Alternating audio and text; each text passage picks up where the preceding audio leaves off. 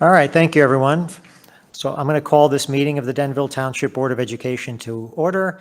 This meeting has being held in accordance with the Open Public Meetings Act. Notice this meeting was provided to the Daily Record and/or the Star Ledger of Morris County, has been delivered to the township clerk, and has been posted on the bulletin board of the Board of Education office and in each of the school buildings in the district.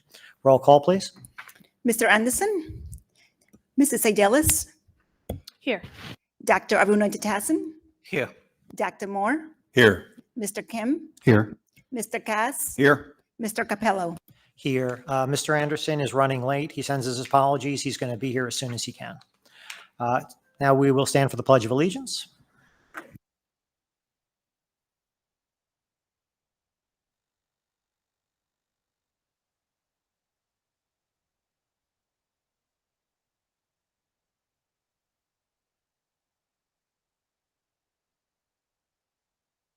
All right, so we have a couple of special presentations tonight. We're going to start off with the presentation from the Denville Green Team. I believe Ms. Casper and Miss Oliveira. There, yeah. We just want to share some of the highlights of the Denville Schools Green Teams. Some of our goals that we have currently are recycling, gardening, and community. For recycling, we have been working really big with the Trex company and doing some collecting of plastic, sorting, weighing, and then recording. The students have been working on doing that. And we've also started looking at some community involvement and also collection opportunities. Another recycling initiative that we started this year was a Trash to Treasure. It was collecting all different candy wrappers during the Halloween season, and then those will be sent and recycled. We use dried up marker collections in every classroom, and those are through Staples, collects those, and we'll recycle those. And we're looking for some additional opportunities with TerraCycle, batteries, clothing, shoes, etc. For the candy wrapper collections, Lakeview collected almost 2.5 pounds of candy wrappers. Valley View filled multiple containers, and Riverview had almost 3 pounds of the wrappers collected. And the students really saw how that recycling added up quite quickly. For the Trex recycling, average is about 50 pounds so far this school year already. Each school has multiple bins, and over the years, each school has earned at least one of the Trex benches, so it's a benefit of the collection of the plastic.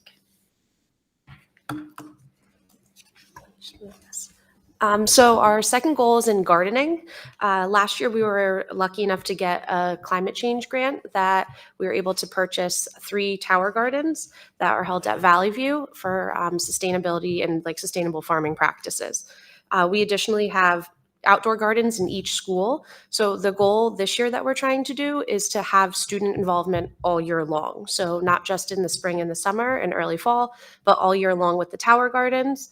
And then additionally have students see where our food comes from seed to harvest, and then sustainable farming practices. And hopefully in the end, community outreach. So to highlight some of the Valley View tower gardens that we've seen so far, we started this in October, so you'll see some students filling it up with a hose. So there's like a 20-gallon barrel underneath of a reservoir. What happens then is that they plant seeds, wait for the seedlings to get to a certain height, and then they transplanted it. So this was a picture that I took last week. It's even larger. So it is the harvest and there's 3 of them. So we've had them at different stages. So the students get to see all different type of vegetable growth, and also, from seed to harvest. And as you see there, they also practiced taking it and now using it for, for food, and they made pickles the other day. So they had their cucumbers and their dill and their garlic, and they made pickles, and then they were testing out some recipes so that hopefully they can be selling them at Java Juniors. And then outdoor gardens, you'll see that we have, this is at the Valley View Garden. Our practice mainly for the students was to see where, we could be sustainably practicing different things. They grew pumpkins from the past years and then took the seeds, dried them out, and then planted them in the next year. So that's them with their harvest. And then again, we have compost bins at the garden. And just one more, this is at the Lakeview Peace Plaza. So looking beautiful. Thank you. As part of a community outreach, we had a great opportunity to start working with the Oaks right here in town. And we went there one Friday evening, and we were able to hang up some different pictures that shared different sustainable messages and reminders for the residents. And everyone had a great time. The residents were so excited to have some youth inside the building as well. So it was a really great time, and cookies were shared and some refreshments. So it was really nice. And we actually left a Trex bin there too. So they're super excited to be filling up a Trex bin there. And they didn't realize how much that they could also collect. And working with them, we're looking for some things for like Earth Day, some tree planting. So we're trying to really keep those doors open for that community involvement. We've also met with the Denville Green Team right here in town, and we're looking at further partnerships with things like the Trex bin at the library and just different outreach programs there.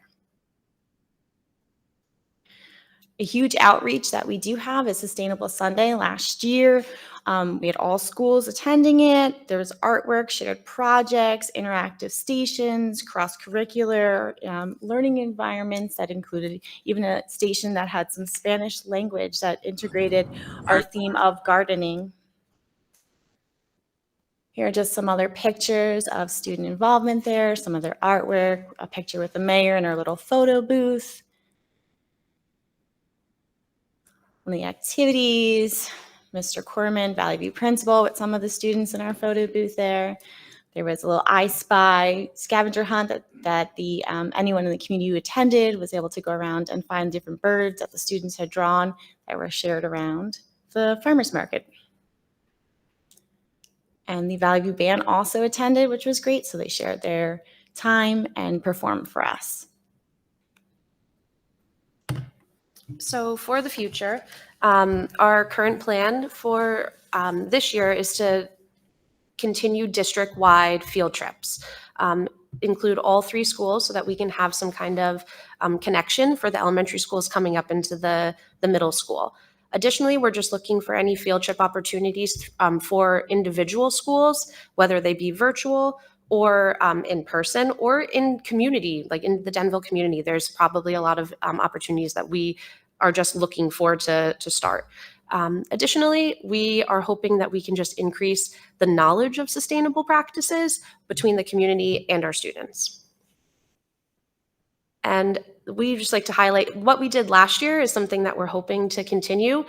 Every year, our field trip that we're looking to do district-wide is going to be based off of our theme for Sustainable Sunday. So last year, our theme was birds, and we were able to go to the Raptor Trust, and they made a program for us to understand climate change and its effect on birds and their ecosystems. And then this year, some things that are coming up are is Lakeview is going to be having a virtual field trip where they're going to be looking at animal agriculture and farming and its effect and sustainable practices. And then last, we just wanted to let you know, mark your calendar. This year, our big event is going to be Sustainable Sunday on June 9th. Our theme is gardens, obviously with the Tower Garden. So we said that we want to just showcase all of the student work. We want to see what they've done, what they've practiced is outdoors and indoors. And then again, focusing on their field trips and then hydroponics and traditional farms. So that's it. Thank you. Thank you. No, thank you. Yeah. Yeah, no, I mean, I'll open it up for any questions to the board. I just wanted to say first, I remember when the Green Team, when we started, really, we started with one school. We weren't sure if we were going to be able to sustain it, and roll it out to all the schools. Would there be interest? So it's amazing to see how it's grown and how much you all are doing. So I want to thank you for your efforts, and I want to thank you for making it such a success. Thank you. It was really great, the field trip opportunity too, as those were 5th graders coming into 6th grade, like seeing them in the hallway, knowing I'm a 7th, 8th grade teacher and you're upper class teacher. So the kids are so excited to be a part right away, like they knew someone in the building. So that was really great. Thank you. I'll open it up. I don't know if any board members have any questions or anything, any comments. Don, looks like you want to. Yes, great presentation, and it's a lot of things I didn't know about that they're doing in the schools. That's really, really terrific. I had a couple of questions because I'm a big recycler. My family makes fun of me because I'm very fastidious with them. But anyhow, the Staples recycling, that's one I was not aware of. So what do they do with them when they get returned? And then the second part is there any credit for purchasing a staple, something like that when you do it? Yeah, there is so in the past, there's been, I don't know if it's just been teachers, but you have to have a Staples account, and you have to purchase a certain amount of ink. So it would be something that they have like a reward system for it, but you can also just do it out of the goodness of your heart and just go and give if you don't want to have purchase the ink through them. So it is something that they take a lot of different products. It's not just dried out markers. Their list is pretty much endless. It's electronics. And we kind of were looking for a place for our markers because that was a large part that we were just not wanting to throw into their trash. We wanted to recycle it. So that is something that we can expand on and look further about for the rewards program. Did they tell you what they do with them once you return? They said that I heard that, It's like a melting yeah, there down was a and then melting down and then reuse. they were able to remake them, or they would sell them to a company that could do that. There was another one that was just, oh, well, and also the Trash to Treasure, that's actually a cool program that the students just did. When they had all the candy wrappers, it was also snack wrappers for like the chips bags. They melt it down and make little pellets of plastic, and then the company then sells them to other companies. And the big appeal of it is to have a recycled product then. So that's something that they do year round. They just market it at different holiday seasons. So we're going to be looking to do that all year too. Mental telepathy, that was my second question. The candy wrappers, that's one I did not hear of right? before, but Candy that's wrappers, like a great that they granola can wrapper too, yeah, that reuse counted it, as well. Yeah. Well, I now have a Trek deck, so I mean, and the film plastic, you can see since they banned the shopping bags in New Jersey, it was very inconvenient. But, you know, when the weather's good, I'm walking my dog like 14 miles a week. So we used to see the bags, you know, the plastics blowing all over the place. So you really don't see that anymore. So it's great that they are able to, recycle that. The last thing, I go to the recycling in person. I don't have it picked up because I know the guys down there. It's a lot of fun. And have the kids ever been down there, you know, to check out the recycling center? Because it's just amazing compared to other towns, all the things that they recycle down there. I've been down there as a resident, so I've seen and used it for personal, but yeah. No, It's cool. we So haven't they really done are that great. yet. So They that have a is lot. actually a Probably great a good field trip. opportunity. It's right around the corner, or at least as part of your, curriculum when you talk to the kids about all the things that they do recycle down there. Because when I talk to people from other towns, your relatives and things like that, and they're surprised at the amount of diversity with the things they take down there. You know, motor oil, oil filters, batteries, etc. So it's a phenomenal piece of the town they have down there. Yeah. Well, thank you for that idea Yeah. because that's a great That's a one. good idea. Yeah. Easy. I just want to say a couple things real quick. So, like you said, we started this thing a few years ago. It's grown. We've had different people at the helm, and we had somebody who won a statewide award. And when she left, we were like, wow, is this going to continue, right? And I can say, I mean, even this great presentation and the things they're showing you, I really thought it was going to be really hard to replace Lydia. And you guys really stepped in. I know it's hard, big shoes to fill, right? But you really stepped in and did everything I asked. I mean, my big concern was when I took over here, we had the remnants of a lot of good ideas everywhere. Nice, they were probably really nice gardens at one time that no longer look nice, and a lot of remnants. And that's not what's happening. The sunflower garden looks even better, believe it or not, than it did before. So I'm really excited that these two nice ladies here are really picking it up and doing everything. And just to refresh everybody's memory, we have a team in each school, and then we have the district team, but they happen to be the Valley View team as well. So there's a Valley View green team and a district team. So they coordinate all the district stuff. And then we have a green team in each school.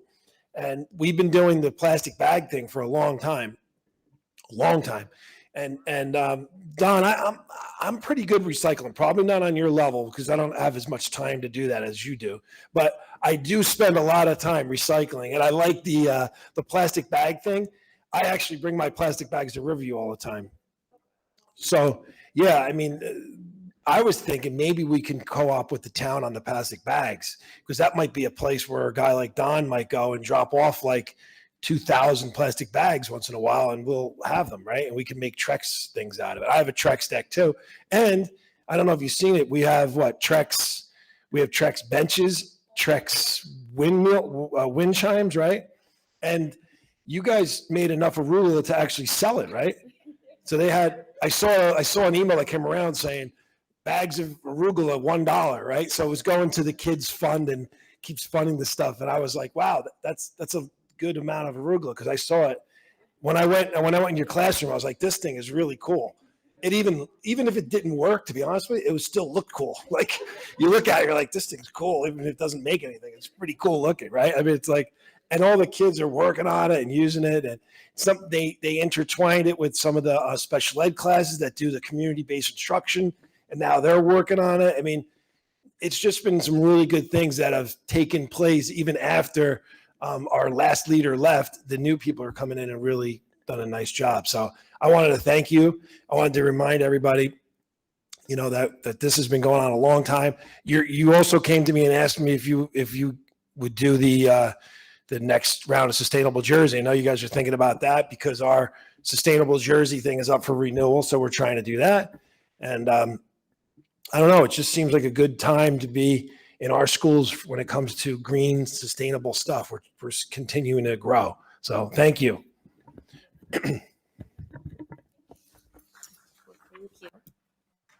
Andrea, I think. Just really quickly, sorry, one more thing. Thank you. Thank you for your presentation. Thank you. I just wanted to jump off of what Don had said about the recycling center. Our community gardens are also not too far from Valley View as well. The opportunity is just rampant, I think. But I think I will see you at the sustainability meeting tomorrow or Thursday. And there's much to discuss. So we'll see you there. Thank you guys for coming out. Appreciate it. Great presentation. Thank you.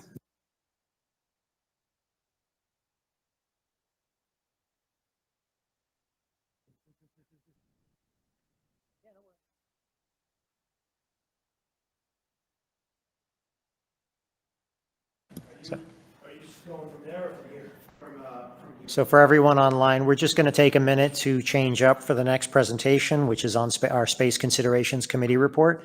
So just bear with us for a moment.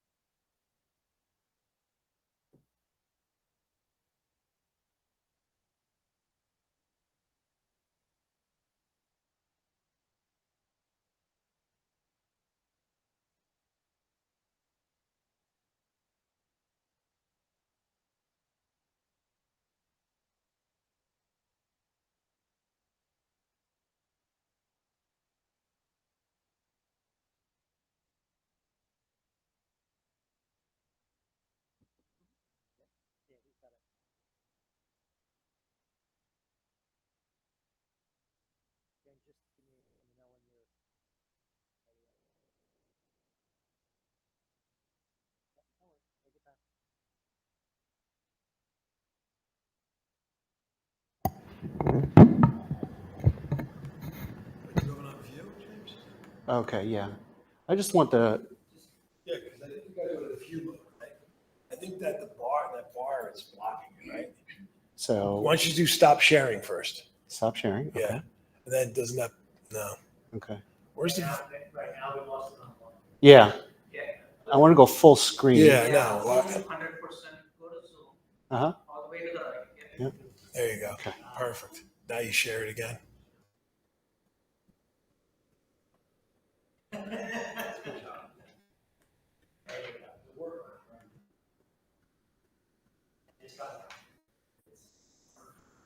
Now it's on the Google Meet too. Roger that, thank you.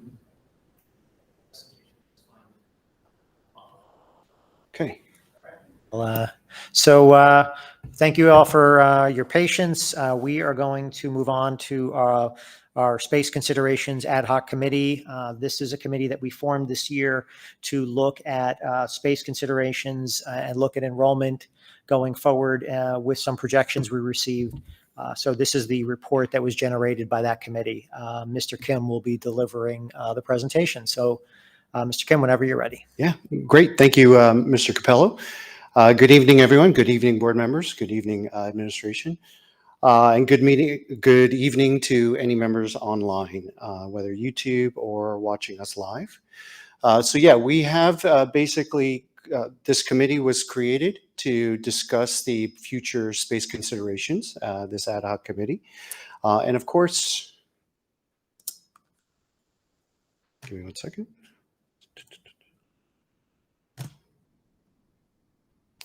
So the mission statement that we had created during our first meeting was to discuss essentially what the district might be going through. So the mission statement created was, due to the growth in residential developments that is projected to increase student enrollment and under the direction of strategic plan goal operations number 1, the committee will consider the immediate and long-range instructional space needs of the district, investigating, proposing, and reporting solutions. So of course, after this mission statement, we had a set of goals. The goals was to evaluate the worst case scenario without a new building or addition and without going to referendum. Under that, we wanted to utilize statistics from the existing January 2022 demographic study, which we will call Dr. Grip's study throughout this presentation. We wanted to include maxing out Riverview Annex and possibly include the full-time pre-K classes. Some sub-goals was to define running out of space, determine when we would run out of space, and determine time elements for our recommendations. So this ultimately led to 2 questions that we came up with. How many more students will the district need to accommodate? So we've seen an increase of home sales in our town, and with housing turnover and leading to younger households. We've also seen new developments come up across town as well. So what will that impact look like to our future student enrollments? And essentially, we wanted to ask the question, how much larger will future enrollments be? Now, the second question that we came up with was, what is the maximum capacity for the district, right? We discovered that there's several different ways to estimate capacity, which we'll be going through today. And essentially, we wanted to answer the question, do we have enough space? Pretty simple questions, right? Now, one of the concerns that the committee had, which of course is a legitimate nowadays, is that some of these slides will be taken out of context. So here are a few disclaimers, okay? The minutia of running the district will not be included in this analysis. So for example, we won't be answering the question, how many kindergarten classrooms should there be in Lakeview? That's not our job. We are board members elected by the public. We are from the public. We are not experts in running the district. And of course, we need to make assumptions. Projections are essentially estimates. And we needed to figure out what the numbers would look like to act as guidelines. Guidelines that we want to now present to the board. And so please, any members of the public that might take some of these slides out of context, please understand that these figures that we're presenting today were meant to help the Board of Education understand the current situation and provide recommendations to help make the best possible decision for the near future. So future enrollments. This is a slide that was often presented by Dr. Forte. This is an ongoing table of student enrollments from the past 50 plus years in the Denville School District. So this actually is updated, and this does include the 2023-2024 school year. And you'll see sort of this like cycle, these wave-like trends. Now, from Dr. Grip's study, he did introduce some housing sort of developments. And these housing trends, I should say, housing trends. And these housing trends are something I'm going to highlight really briefly in this presentation on this slide. So one of his first trends that he mentioned was that home sales peaked in 2002. So that first green arrow that you see, it is 2002. Now, what's interesting is that even though it peaked in 2002, our student enrollments continued to trend up. Logically speaking, if a new home is sold and they just had newborn or a young family, then they won't appear in our statistics until a couple years later, right? So the second sort of date line that he or years that he mentioned was the crash. 2011, there was a crash. The housing market crashed, and there was a banking crisis.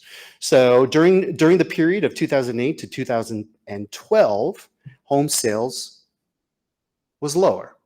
And so, yes, we actually saw that in our enrollments as well. There was a drop in home sales in the district, and as a result, we started to see the beginning of a downtrend in our student enrollments. And then the next set of dates that he mentioned was 2013 to 2016, which is that next green range right there. And that essentially is the stabilization of our home sales as well as potentially increasing our home sales. And that's essentially what I believed helped us bottom out with our enrollments. And now we're starting to see the future trends of it. So now one of the final statements that he makes in the forecasting or the demographic study was that despite the increase in the last 5 years, and I'm quoting this from the actual report, the annual number of sales is still lower than prior to the housing market crash and the banking crisis.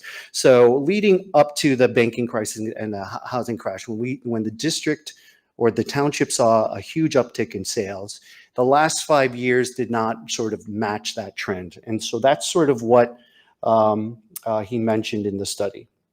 Now, another element that I wanted to bring up are the trailers and the Riverview Annex. So during the uptrend that we saw, one of the ways that our predecessors, whether it's Dr. Forte's and the rest of the administration's predecessors or the board's predecessors, used to sort of handle the influx of student enrollments was to incorporate trailers. So all the remnants of trailers that we see on in our district it's sort of a legacy of that time. But I think it's our current board's policy or feeling, as well as the administration's feeling, is that we don't want to use substandard space, right? I think, Dr. Forte, you've mentioned that a number of times over the years that I've been a board member. So, but that was their solution. Our solution, actually, we sort of fell into, and we were fortunate to have the annex. So what you're seeing here is the presence of the annex in an approximate time of when the annex was introduced to the district as an option. So now this table comes straight from Dr. Grip's study, and this is his projection for the district and its enrollments. So I'm going to call out the bottom line here. The 2026-2027 adjusted for housing growth, and that number is 1877. So Dr. Grip projects that with the 4 developments by the year 26-27, the district potentially will see 1,877 enrollments. That is his forecast. So based off of that, we then sort of had a further discussion. Well, there's not 4 developments that the district is going to see. We're potentially looking at 6. So, okay, so Dr. Forte notified Dr. Grip. Dr. Grip said, sure, I'll give you some new projections, and let's include those last 2 developments, those last 2 which are highlighted in yellow, okay? Essentially, his analysis says that the district, if you include all the housing developments, it's roughly about 200 children or 200 enrollments from these developments. We already had the 1877 with 4 developments. So what that meant is that there was another 100 students essentially coming from the remaining developments. So the committee had to decide, What's the number that we're going to use as our sort of assessment? And so we basically rounded, we took the 1877, add 100, which is 1977, and we rounded it to 2000. So the district or the committee will be using the number 2000 for the 2026-2027 school year as an estimate number of enrollments that we would have to account for. Now the flip side, how many students can the district hold? So one of the first ways that we looked at was the long-range facilities plan. The state offers districts an ability to calculate how many students that they can entertain, or what's the capacity. There's algorithms and equations that they use, and they came up with a number that essentially, it's an eye chart, but I'll summarize. In 2019, this is a chart from 2019, the state estimates that the Denville district can hold roughly about 1,500 students. That's what the red line is highlighting. Now, if anyone remembers our last enrollments, we have 1,700 enrolled in our district. So essentially, these FES calculations, or these are facilities efficiency standards, states that the district is already exceeding its capacity. Now, one of the conversations that the committee had was that this essentially means that Dr. Forte, Dr. Cullis, the rest of the administration, such as, Ms. Theodoropoulos and Mr. McCabe at Riverview, Ms. Sarnopoli and Mr. Scala at Lakeview, and Mr. Corman and Mr. Englishman at Valley View have done a great job in taking the space that they had and making the most out of it. They are essentially trying to, Dr. Forte during our meetings, our committee meetings and ops would often say, yeah, we can squeeze another room if we did this. Those are some of the conversations that we would often have in committee meetings. So what's another way that we can estimate capacity? Well, this is a chart that Dr. Forte provided to the committee. This is essentially the current sections in Lakeview and Riverview, and what are the average class sizes in those schools. So if you look at the highlighted red box, you'll see that the average kindergarten class in Lakeview was 20.4 students. That was roughly the average. And so you add those numbers up, or you take those numbers and then you incorporate the maximum class size per board policy, and you come up with a calculation that Lakeview could essentially hold or have room for another 128 students, and Riverview could have another 152 students. So if my math is right, it's 280 students in the elementary schools. So if we were to max out our class sizes and and if we had this sort of influx of students tomorrow and we max out our class sizes just in our elementary schools, we could potentially hold 280 children in our elementary schools. If we took the same logic and applied that to Valley View, the estimate is roughly, oh, and by the way, this does not have self-contained students included in this chart. If we took the same analysis, the same sort of philosophy and equation, and you applied it to Valley View could potentially entertain another 275 students. So what we're talking about is a total additional students of 555, or 2,260 students if we added it to our current enrollments. So 555 additional students is what the district could potentially receive. Is that the right word? I don't want to entertain. So what does that mean overall in the long run, right? So, or in the short term, in this case, because it's only looking at 2026, 2027 numbers. Essentially, the committee's final assessment, it is our position and our belief that based off of the projected future enrollments of roughly 2,000 students by the 2026-2027 school year, And based off of the policy 2312 max class sizes, the Denville School District will be able to meet the space requirements and needed, will be able to meet the space requirements needed to educate the students enrolled, assuming all 6 COA developments, without the expansion to Riverview Annex, the second floor, and without the addition of full pre-K enrollment. Now, with any kind of conclusion, any kind of sort of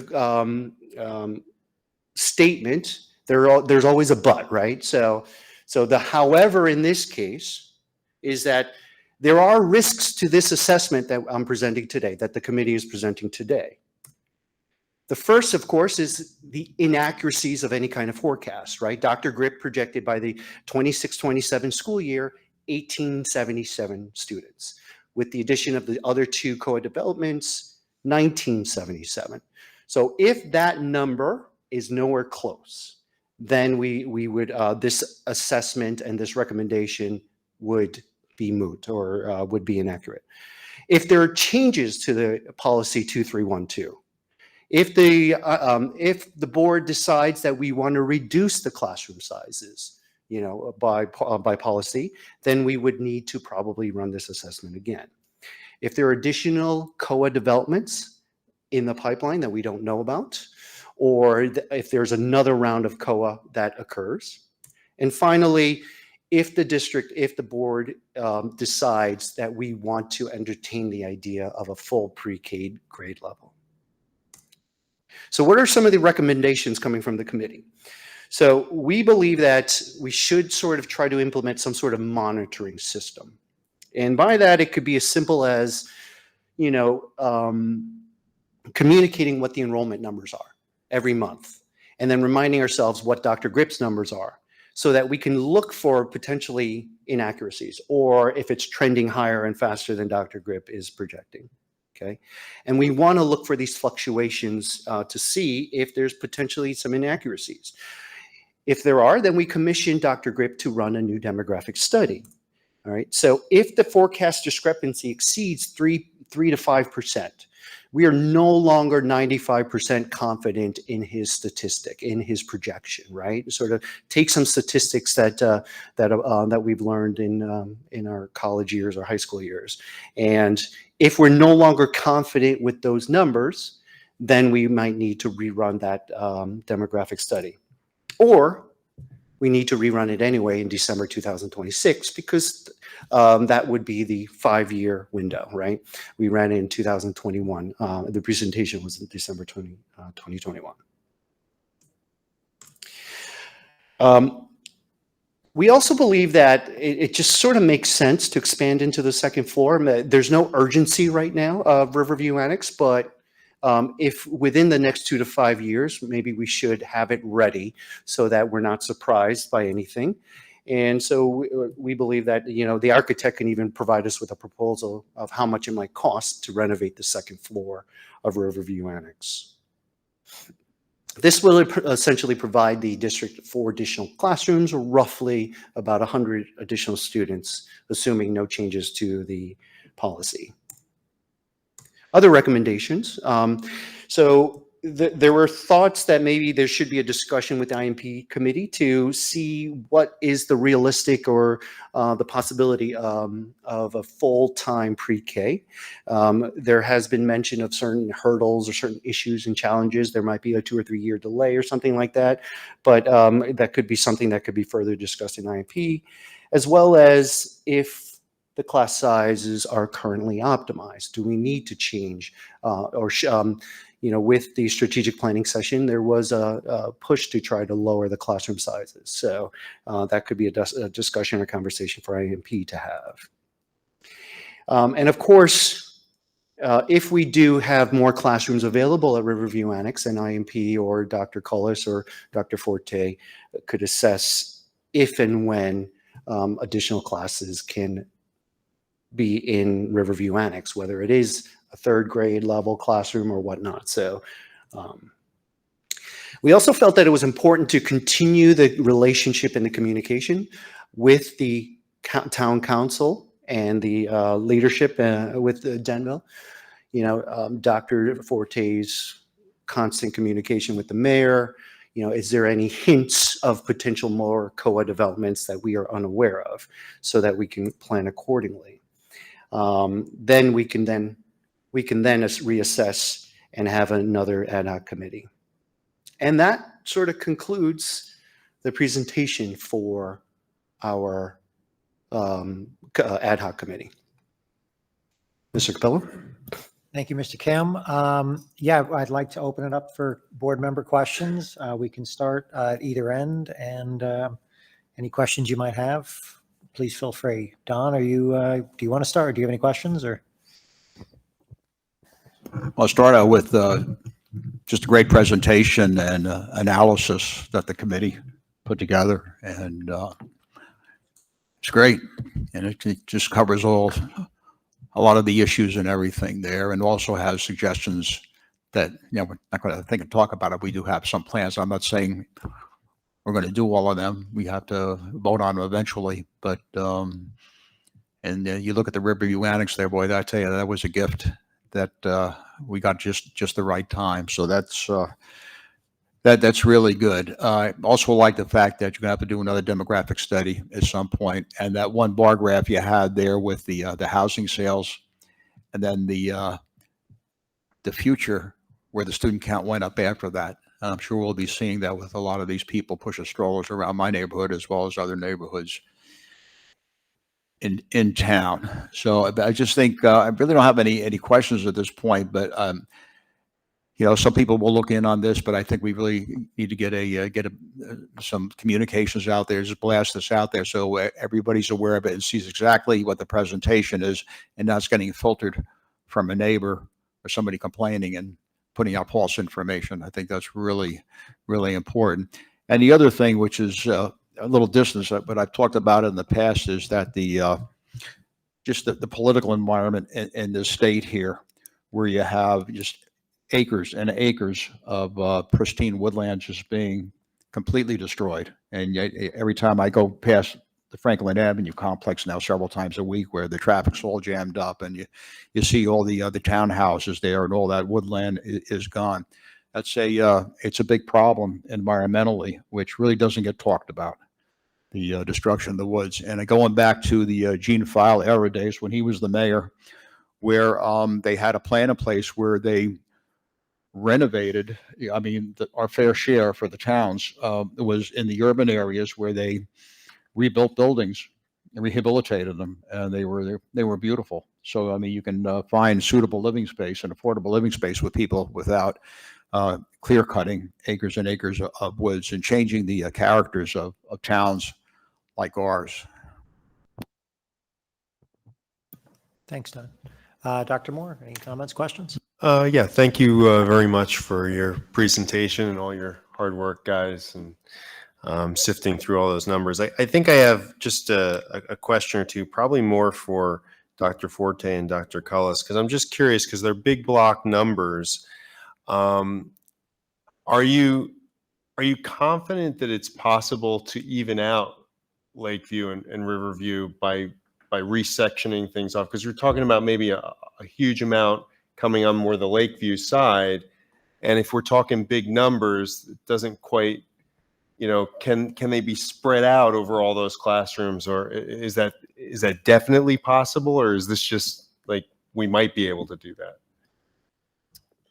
I think we definitely can. It just, we just put up policy 5120 with some suggestions that we've learned over the past few years with the flex zone of what we've seen. So there's certain areas of the flex zone that I have been easily able to move to Riverview based on transportation and efficiency. And then there's other parts of the flex zone that have not been as easy to move based on just the transportation primarily. But we've moved about 10 students every year. So that's over the last 5. So we've moved about 50 kids that would have been Lakeview kids are now over at Riverview. On this policy, we have suggested certain streets to be automatically over to Riverview.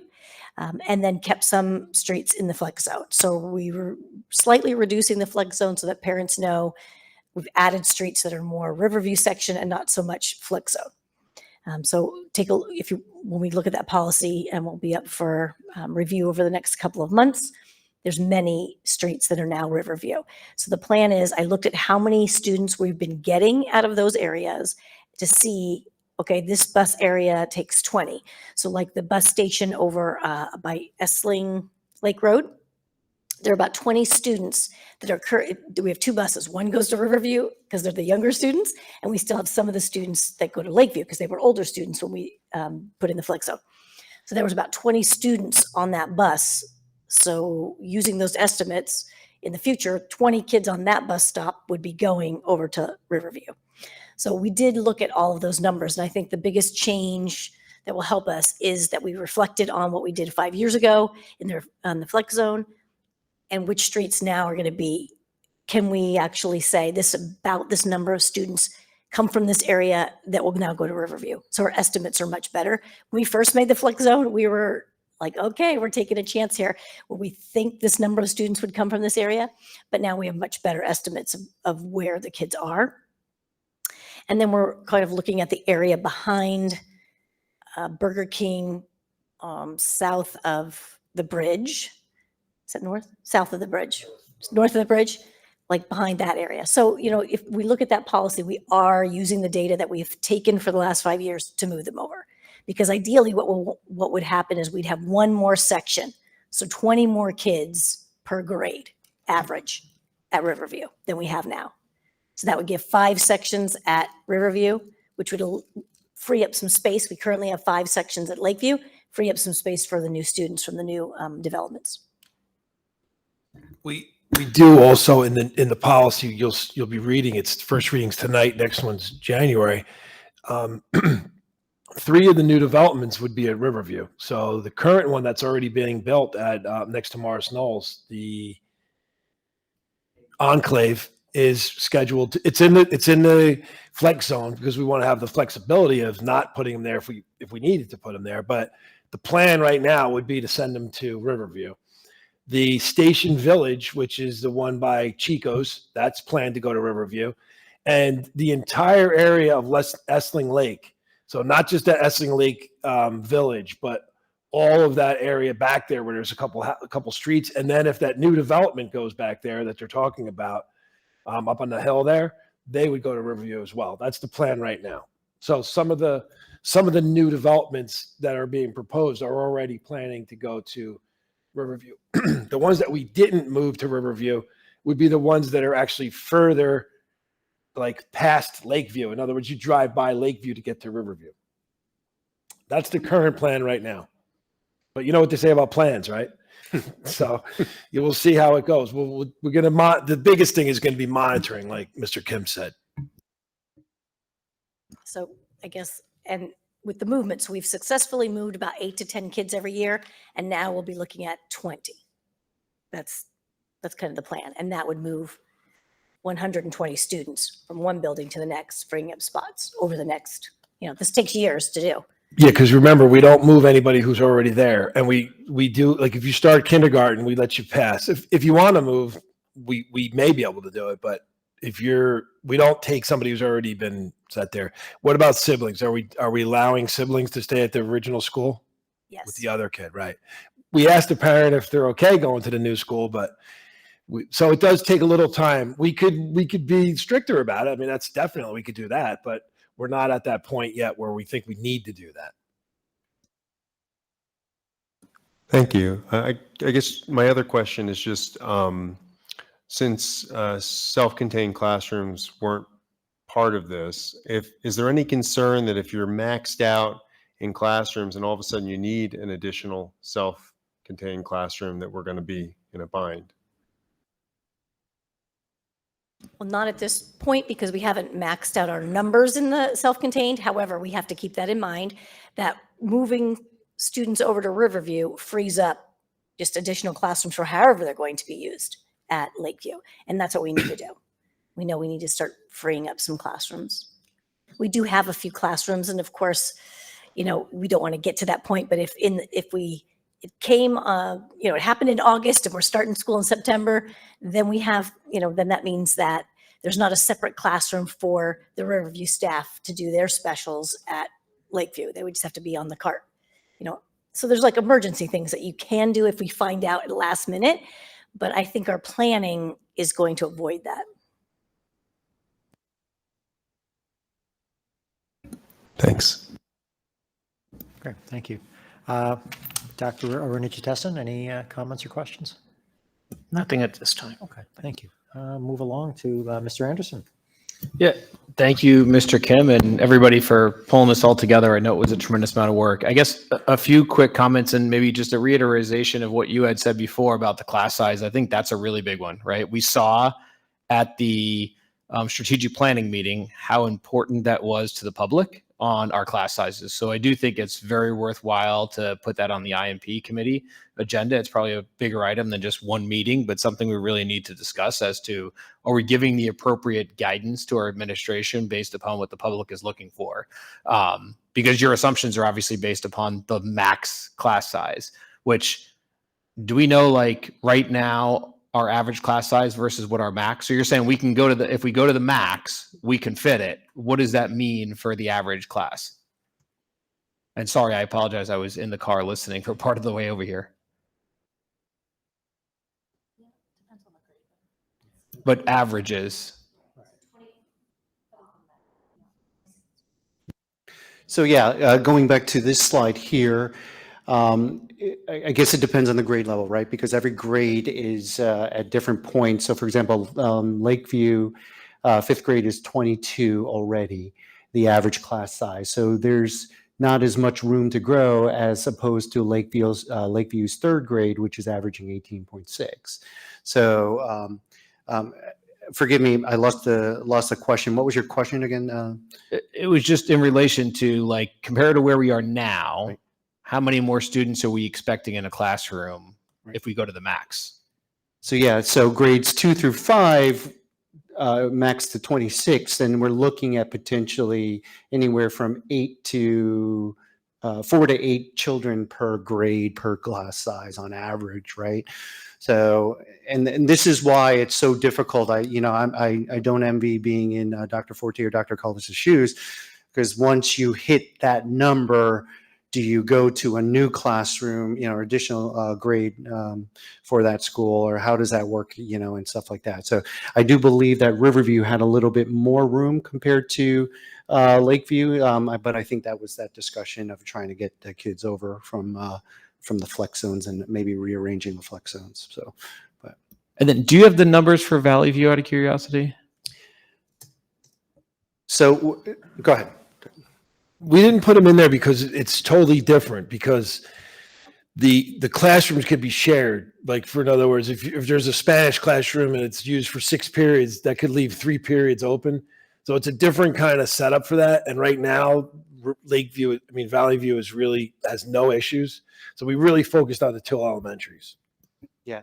Got it. I think this is where we took a liberty of just making an estimate.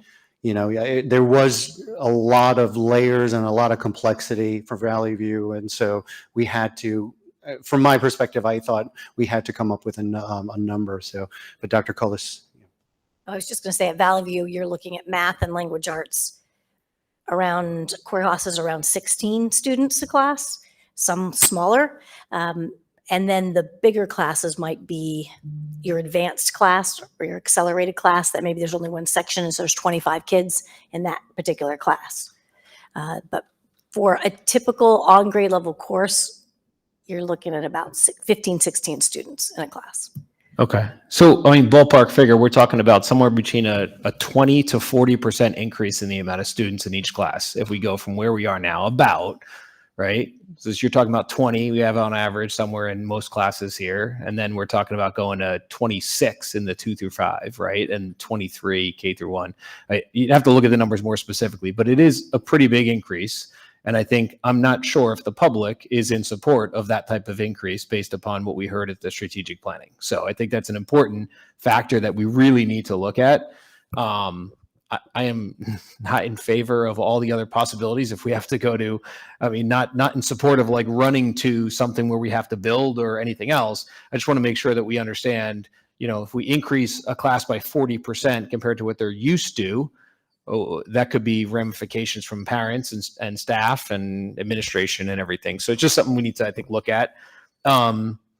The other things I just had notes on were, the other thing was the delay in the housing purchase to students, which I think is interesting. I think you had pointed out on that slide that shows the full like 50 plus years of enrollment. There is some delays between the housing bumps or declines and when you actually see the peaks and valleys, right? So I think it's just something, like you said, that monitoring will be really important to see how that grows, because I mean, previously it was anywhere from 6 years to 4 years where you saw these ups and downs. So certainly something I think is really, really important to kind of keep an eye on. And it should be noted too that right off the bat, year one into the demographic study, we were 21 off. Ironically, we were also 21 off the next year. So it's not growing exponentially, but right away that first year was off only 1 year in, which is only, probably 2% or 1.5% difference, not statistically significant, but just keep an eye on whether those kind of grow between the actual enrollment. I mean, our actual enrollment continues to go up slightly, but so do his projections. So I think I'm glad I thank Mr. Kim for really pushing for Dr. Grip's study. I think if you compare it to what we've gotten before, the amount of data in there and the ability and his analysis was much more detailed than what we've seen in the past. So, but thank you very much for this information. I think this is really, really helpful for us moving forward. And I would just say, Dr. Forte, if we can add to the IMP committee, probably, January, maybe even February, once we get committee members kind of settled for next year, might be a good time to kind of talk about kind of class size and that policy. Thank you. Yeah, if I may follow up on that.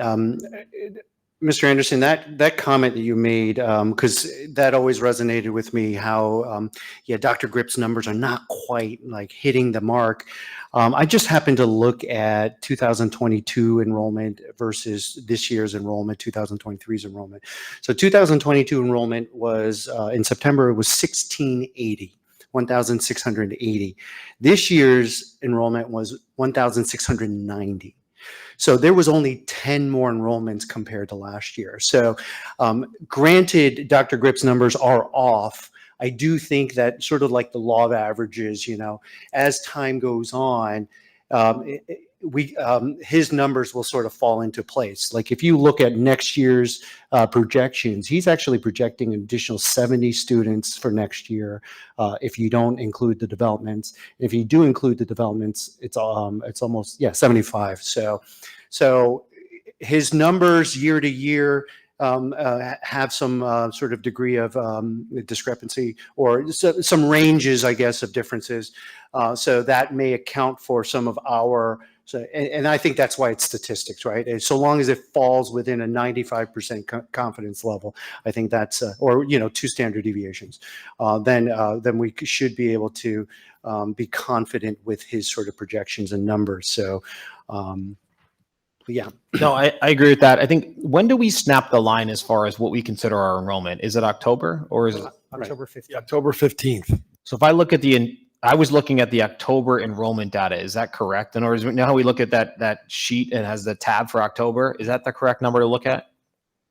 That's not the exact number, because that could The end of the month. change. The exact number is 1,700, right? On October 15th, was it 1,700? Do you remember, Damaris?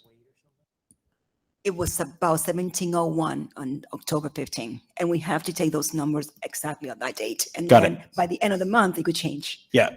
We're at 1,707 right now. Yeah. They're always going to slightly change here and there. And to Mr. Kim's point, that made me feel more comfortable this year than last year, right? Because we saw a difference of 21 students if I looked at October. And I know that may not be perfect, but ballpark figure.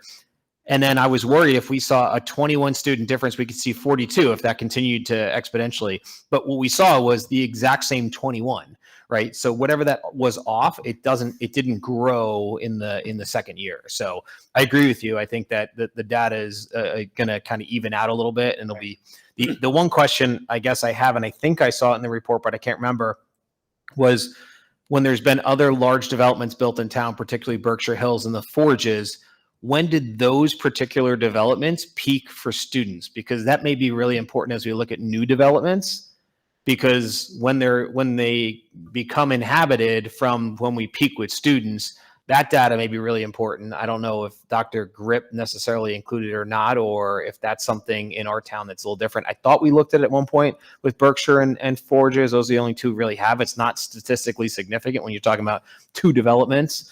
And they were built in much different times too, but maybe interesting to look at. Yeah, I think in the demographic study, there's some note about what you're talking about.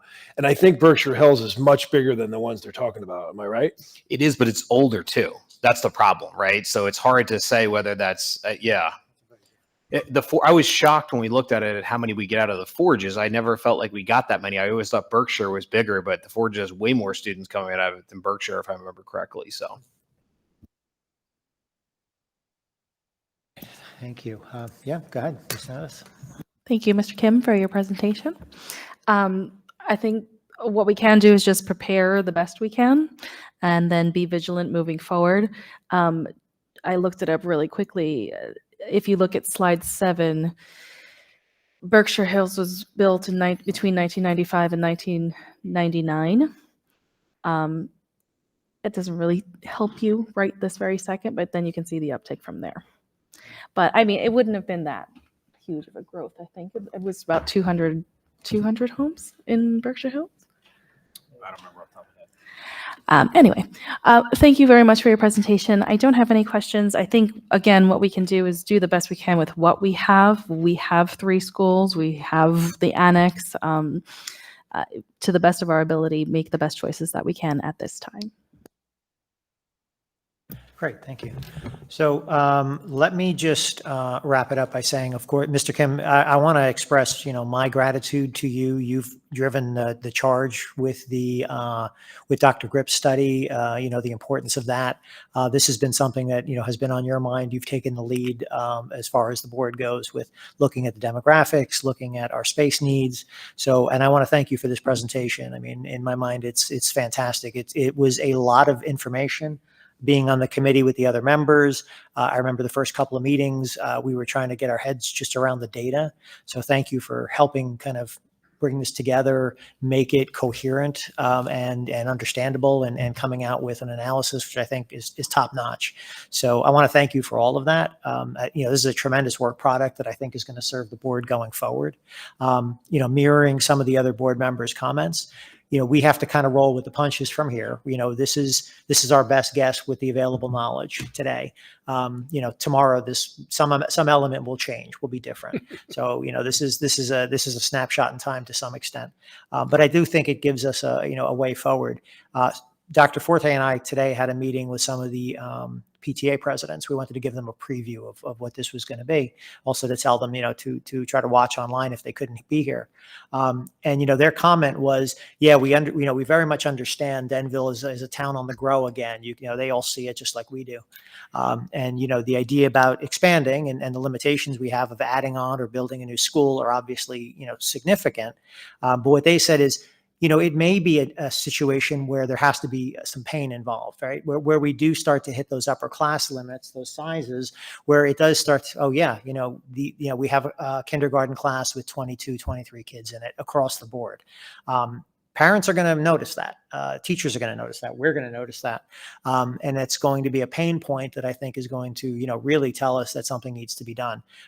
We want to be ahead of it. We want to know when it's coming as much as we can. So I think the monitoring is critical.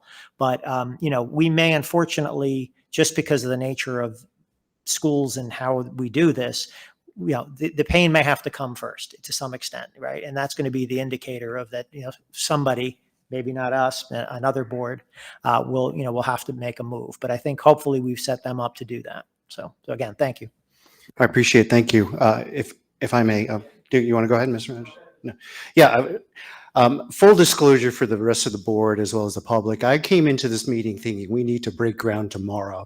So, of course, I credit Ms. Zadelis and Mr. Capello for keeping me grounded. He's like, wait, before we, let's first see what it looks like now. And it sort of made me realize, what? you're right. Let's take a look at the data. Let's sort of peel back the onions and let's see if we happen to prove that we should be breaking ground tomorrow, then let's prove it. So we're doing this exercise I thought was really important, and I appreciate being given the opportunity. I do think it was a collective effort. I think that everyone that was part of the committee was crucial in this. So, and I learned something myself because, I think that data and knowledge is so important, and it sort of gives us a sort of a timeline as well. I do think that eventually work may need to be done, but at least it doesn't have to be done tomorrow. We have some time. So like you said, Mr. Capello, some future boards may have to figure out when to do it. And when will that shoe drop? I agree with you, Mr. Capello. You keep saying the number of strollers out there is just telling us something different. And so maybe Dr. Grip's next study will prove that as well. Maybe his estimates might be less than what he projected here. And so that could be part of the discussion is how soon do we want Dr. Grip's next study. So thank you for the opportunity. Yeah, just real quick, I found the data on the Forges in Berkshire. So Berkshire is 420 units, and they're 2 to 3 bedroom. We have 56 students that came out in 2021, 2022. So the yield was 0.133. Forges, 183 units, 2 to 4 bedroom. That's key. 97 students. The yield is 0.533 in 2021, 2022. Wow. This is what I was shocked at when Dr. Grip presented it, because my hypothesis, and this is a very small sample size, is that the newer development, i.e. those were built, the Forges were 2004, 2005, Berkshire's 95 to 98. So the newer, and the fact that they look a little newer, and the fact that they have a 4-bedroom unit option, i.e. similar to the Enclave, gives a much larger, 3 times the amount of student yield. Obviously, Dr. Grip has a lot of information in his study, so we can look at it, but it's just, that's what I would say.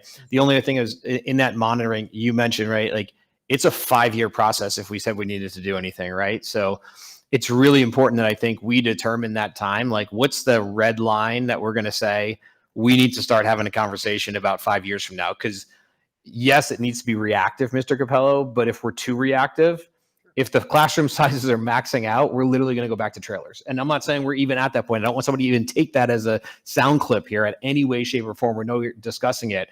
But if you wait too long, obviously it's a 5-year period. So it's just something to keep in mind, because by the time you go to referendum and look at, holy cow, it's like a long, long process, which I hope none of us on the board, at least myself, will be involved with if we ever need to. But nonetheless, I'm really appreciative of kind of where we've come. And I'm glad. I agree with you, Mr. Kim. I think I was feeling a lot more like this is a real possibility. In a couple of years, we're going to have to look at this. So I feel a lot better kind of coming out and appreciative of all the work you guys have put in.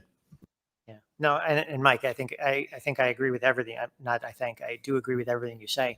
The only other thing that I think we need to keep in consideration is a 4 to 5 year time frame. Absolutely realistic. The issue is if we go out and propose a school and propose a bond issue without the community feeling the need, right? Because it's not the people who are going to vote against it. It's the people that you need that are going to vote for it, right? So the student population, the parents, if they don't feel some level of pain or need, it's going to be very hard to convince them that we need to spend 30, 40, $50 million for a new school. So it's a balancing act. I think you hit it right on the head. It is absolutely like judging that inflection point. And, that's going to be challenging, but yeah. So anyway, so Totally agree. Yeah. Yeah, to break down? Sure. Okay. While you do that, we're going to move on to superintendent's comments. Dr. Forte, whenever you're ready. Okay, so just 2 quick comments. One is our Valley View Winter Sports have started. Our next events at home, we have a girls basketball game on the 14th of December. We have a wrestling match at home on December 18th. Also today, the Valley View team wrestled West Essex, who's traditionally very strong and did real well. I even got a positive call from the official who I've known for a while, just letting me know that he thought our team was well prepared and our coaches were excellent. So I thought that was a good thing to pass on. And we also have a boys basketball game on December 19th. All those schedules can be found on the Denville website under athletics. And we have our holiday vacation coming up. Just a reminder, half day on December 22nd, and then schools are closed from December 23 to January 1, reopening on January 2. And that's it for my comments. Great, thank you. Just a note, it looks like we're still sharing the slides on the presentation. If we can quit sharing. There we go. Perfect. Okay, great. Thanks. No worries. Okay, moving on to Assistant Superintendent comments. Dr. Cullis, whenever you're ready. Just reiterating an announcement I made last time, it was that we were awarded the high impact tutoring grant of $115,000. The program will be starting in about 6 to 8 weeks after board approval, because once we approve, and there's a few vendors that are on the agenda tonight, then they train their staff for a number of weeks beforehand, because remember, these are vendors that will be bringing in tutors, in-person tutors into our buildings during the school day. So it's not just like virtual tutoring or something. So there's some training involved and clearances and so forth. So we're looking forward to that. It's a large size grant, and hopefully be able to get a lot of help for some of our students. This concludes Assistant Superintendent's report. Great, that's great to hear. Thank you very much. Business Administrator, Mrs. Gorowski, do you have any comments tonight? No comments. All right, thank you very much. Okay, at this point, we're going to open up to our first public discussion portion of the evening. These are matters that are pertaining to the agenda are for tonight. If you would like to approach, if you're in the chamber, you can approach and announce your name and address for the record. If you are online, you can raise your hand or unmute yourself and then be recognized. The additional terms of the public discussion are laid out in the agenda for reference purposes. I'll open up at 8:42 p.m.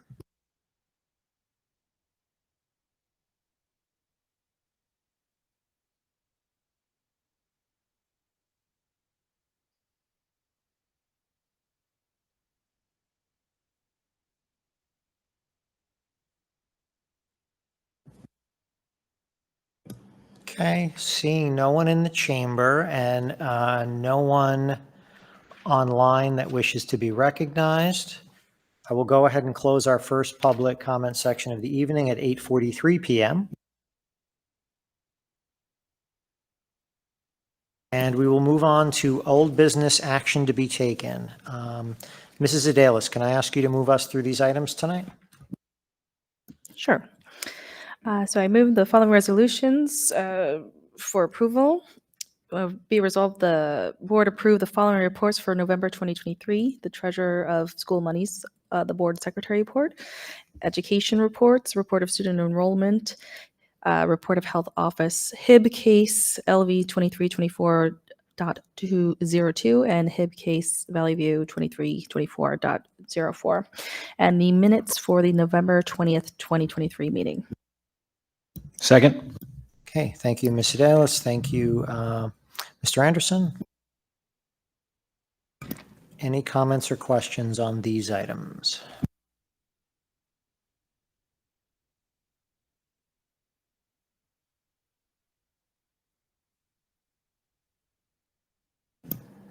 Okay. All right, if not, roll call, please.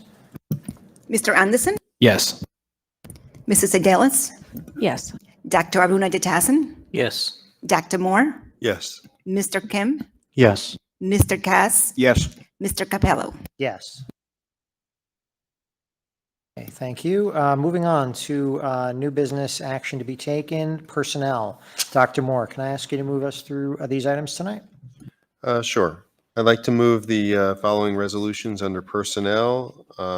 Under number 1, we have leave replacement aid, teacher for extra period, 4 teachers for extra period per day, girls basketball coach stipend, co-curricular advisor stipend, TSS coordinator stipend, and workshop support team stipend, a teacher for resource room for students struggling with writing, instructional aid for school enrichment program, instructional aid for school clubs and activities, the psychologist, LDTC, from Riverview, Lakeview, Valley View to complete additional mandated child study team evaluations and IEP meetings, instructional aid for home instruction, teacher to plan substitute coverage for a particular employee,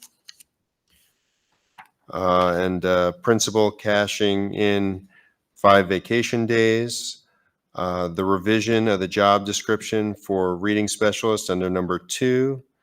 Under number 3 is the to approve the attached revised list of the 23-24 sub-hourly rates. Number 4 is a list of new hire substitutes as a block A through D. On the addendum, we have under number 5 that the board would approve a particular teacher for the learning disability teacher consultant field.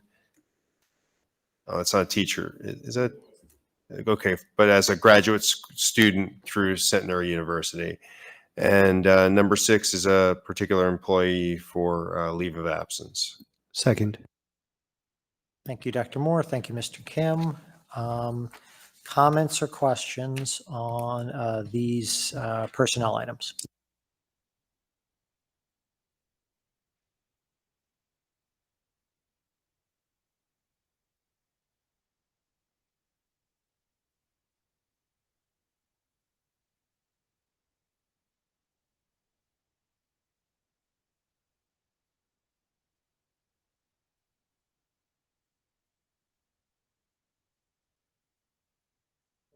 I did have a question about the changes to the reading specialist job description. It looks like there are a couple of things. There are a couple of things that were redlined for enrichment or advanced reading. In other words, it seems like they're being focused specifically on remediation. That is correct. So the position of reading specialist would focus on specialized reading instruction for intervention, and the gifted and talented teacher will focus on enrichment. Got it. And advanced reading. And then it's changed from evaluating the district's reading intervention program to assists in evaluating. So then who does the evaluating? Well, there's a team, but also primarily it is the director of special services and myself. And then we do have a team of coaches and TSS members that also assist in that process. Thank you.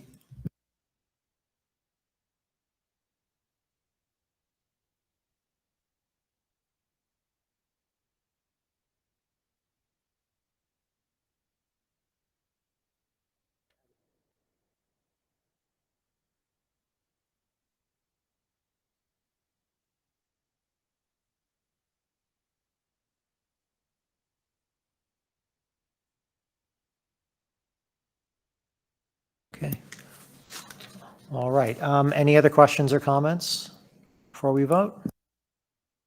Okay, seeing none, roll call, please. Mr. Anderson, Yes. Mrs. Idellis, Yes. Dr. Aruna Jatasan, Yes. Dr. Moore, Yes. Mr. Kim, Yes. Mr. Cass, Yes. Mr. Capello. Yes. Okay, thank you very much. Moving on to instruction and program. Mr. Anderson, can I ask you to move us through these items tonight? Sure. If there were no objection, I'd like to move under instruction and program B, items number 1. That includes A through E. E is located on the addendum to the agenda, as well as item number. Those are workshops with expenses, and then we've got the board approve the attached field trip list.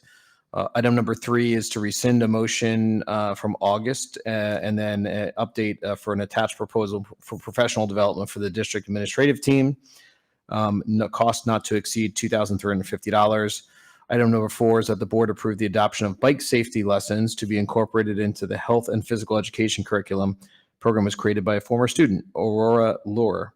And then item number 5 is the board approve the following high school students and teachers from Morris Hills Regional District to work with the Valley View 8th graders about career and technical education on Thursday, December 21st, 2023. Second. Thank you, Mr. Anderson. Thank you, Mr. Kim.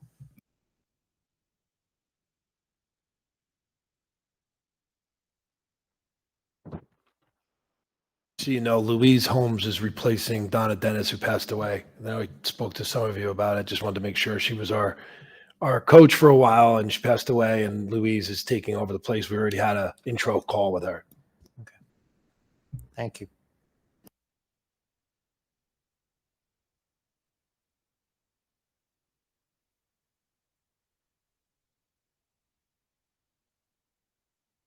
I just wanted to point out item number 4, which is the adoption of the bike safety lessons. I think we had a presentation by Aurora Lore, and she's done a phenomenal job incorporating this. And it's something I think appreciative that the administrative team has brought it on and recognized it as an opportunity to improve the curriculum. We don't have many students that are such an integral part of adding to our curriculum and enhancing it. So I'm appreciative to Aurora and appreciative to the administrative team for being so open to it. And if I'm not mistaken, I think this was originally conceived as a Girl Scout, a gold or silver award, right? It was, yeah.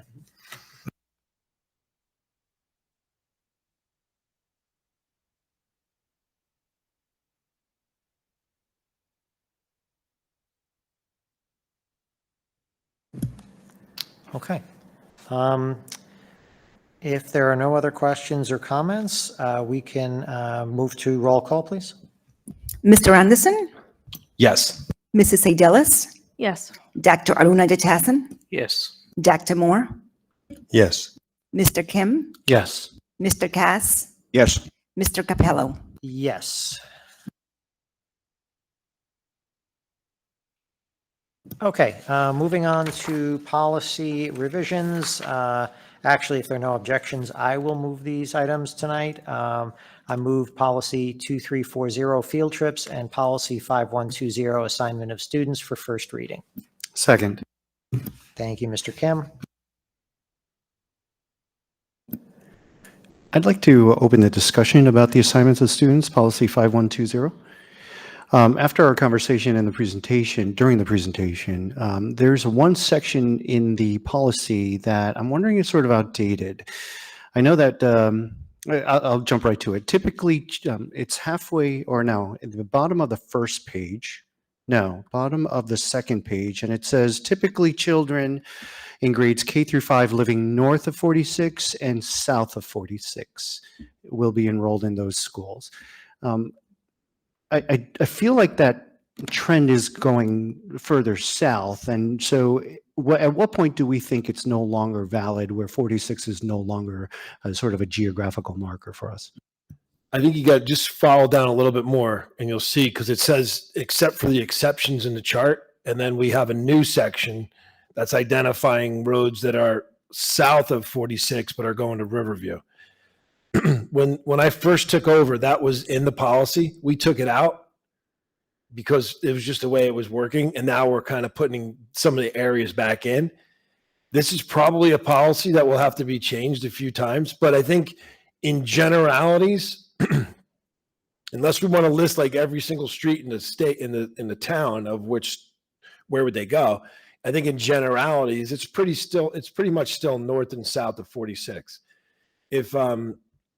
If it gets to where like that list of Riverview really grows larger, maybe that's something we have to look at. But if you scroll down and you see the list of schools that says the streets that says exception street south of 46 that will attend Riverview, I think if that grows a lot more, maybe we have to look at it. But it's still a manageable list rather than having to list the entire, all the streets so that people would know what school they would attend. I mean, do we feel that eventually it'll be south of North Shore Road, right? Or, it'll be south of, because I feel like 46 and that exception list will just continue to grow and grow and grow to the point where, well, what's not an exception anymore? You know what I mean? So I do feel that at a certain point, and I'll trust your judgment, but at a certain point, 46 may no longer be a valid sort of geographical marker. Yeah. So remember, everything between 46 and North Shore Road, like you mentioned, that's not on that new list is in the flex zone. One of the problems is it's difficult to bus some of the kids from Indian Lake with the small streets to Riverview, believe it or not, because of the way they have to turn around. They have an easier way to get to Lakeview in some cases. So that's part of the issue. And the area by Casabella across the street by where that the kebab place is, House of Barani's back there, they have a difficult time getting those kids to Riverview because of the way the buses have to turn around. So to answer your real question, I would say that we could keep monitoring this, and this policy is probably going to have to change again.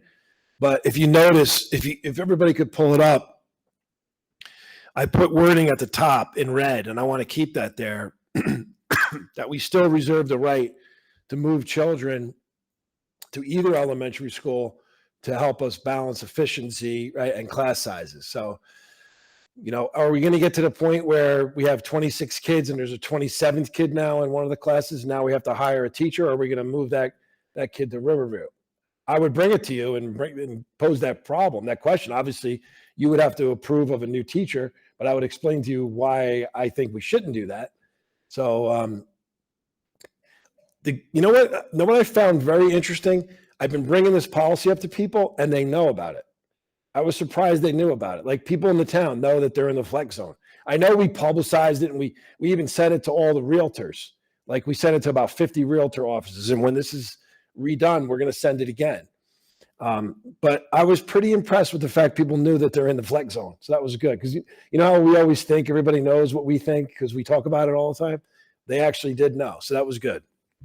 One thing I've seen, James, in other policies is it doesn't have to be a road. Not all towns lend themselves to that. I've actually seen color-coded map. So, I mean, because we're cherry picking where, areas, especially with these developments, we may end up revising it and just having a map that shows, where the regions are. So I tried to do that, but I'm really not that good at Adobe. So I'll have somebody else do that. But we did have a map like that. I think it's good to show the map with the line, but now the line's going to be all over the place. that's why I think you color code it. I mean, I think you do river, that's probably clearer, but anyway. Yeah, and I would be careful as we move forward with names of developments, although these probably stick a little bit longer. Like, there's names of developments in towns that you don't even know. Like, over by my side, you'll see a sign covered up with like weeds and bushes and stuff, and you like look behind it, and it's the name of my town, my development. I have no idea what it is. So just be careful. I know we list the names of the streets in here, which I think is good. That emphasizes what they are, but it's probably fine for a new development. But I noticed you even took off, like, we used to have Estling Village on here, and now it's out of the flex and it's moving into a different area, but we list Estling Lake Road and area, right? So that is a little bit more clear instead of one development individually. But I put that there, as well as long, and it also says any new developments could go in the flex zone. But I put that there because of that new development that might go up, that is planned to go up, and it's in Nessing Lake area. And then I also put Station Village because we don't know the street yet. And then for the Enclave, I took a ride up there and looked at all the streets, but I have a feeling they're going to add streets. I don't think all of them are named. So that's why I put the name of the development with the street names that are there already. yeah, and the reality is Station Village isn't built yet, and they could change the name to Route 53 Village or something, right? So, yeah, but I think like you said, we're going to have to continue to revise this as kind of new developments get built. Because the other one is, well, I guess it's automatically in Lakeview, is the one that's over by the Quick Check and the old Alexis Diner. That's just, we don't need to add that street, right? Because it's just in a massive zone. I was thinking that, like, why is that street not on the map? So I was going to drive up there. I'm like, why am I doing that? It's going to Lakeview. So I didn't really need to list it. And I think it was a good time to revisit. We've done this for 5 years.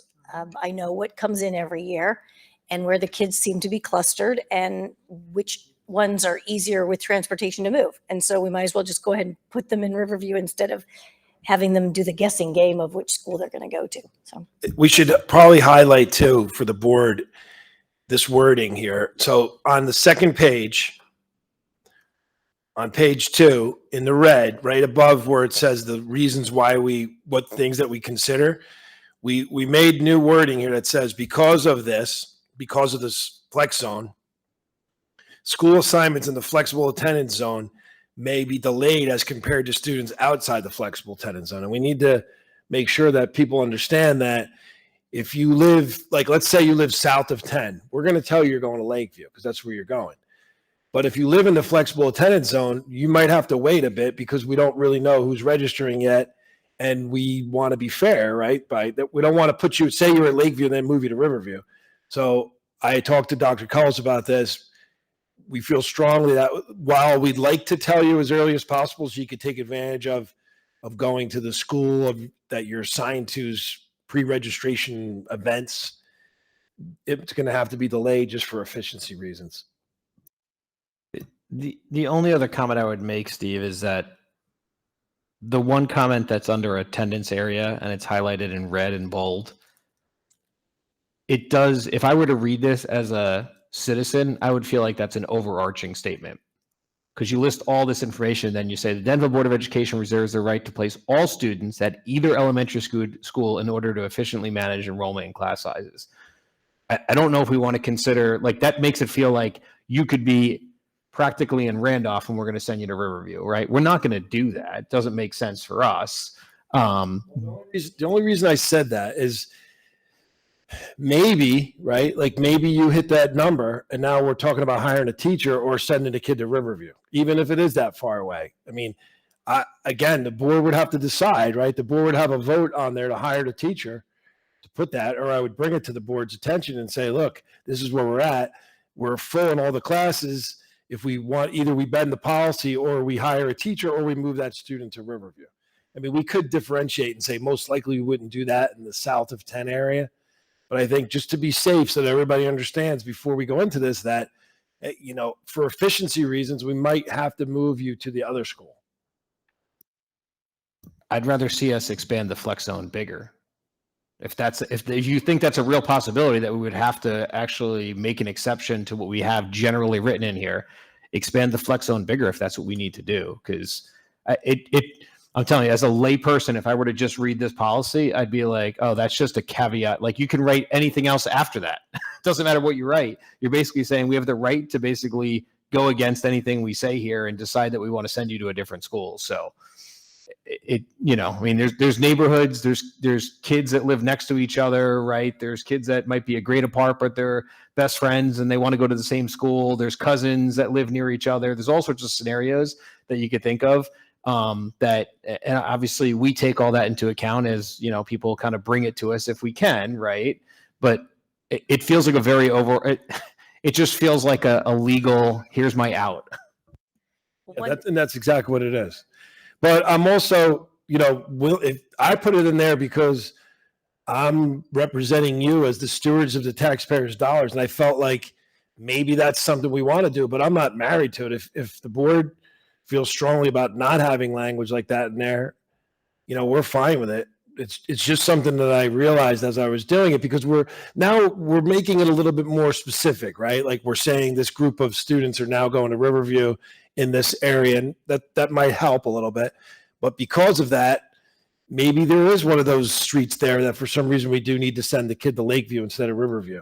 I just wanted to do it that way. But I'm seriously, Dr. Cullis and I spent time working on this, and we welcome your thoughts on it. I mean, because we don't have all the answers for this. It's a, you know, obviously it's a hot button issue if you live in that area.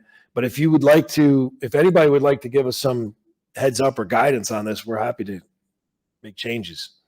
This also includes primarily program, because there isn't a place otherwise in the policy that if a parent is going to participate in a particular program, it's only offered at one school. We are not offering that same program twice. We just don't have enough students to do that. Then they would say, well, the policy says I go to Lakeview. When we had that issue come up when we tried to do our primary K, or our transitional K class, saying that it should be at both schools, but we didn't have enough students to do it at both schools. So I don't know, we could reword that to make sure we are specifically talking or including whatever wording includes program.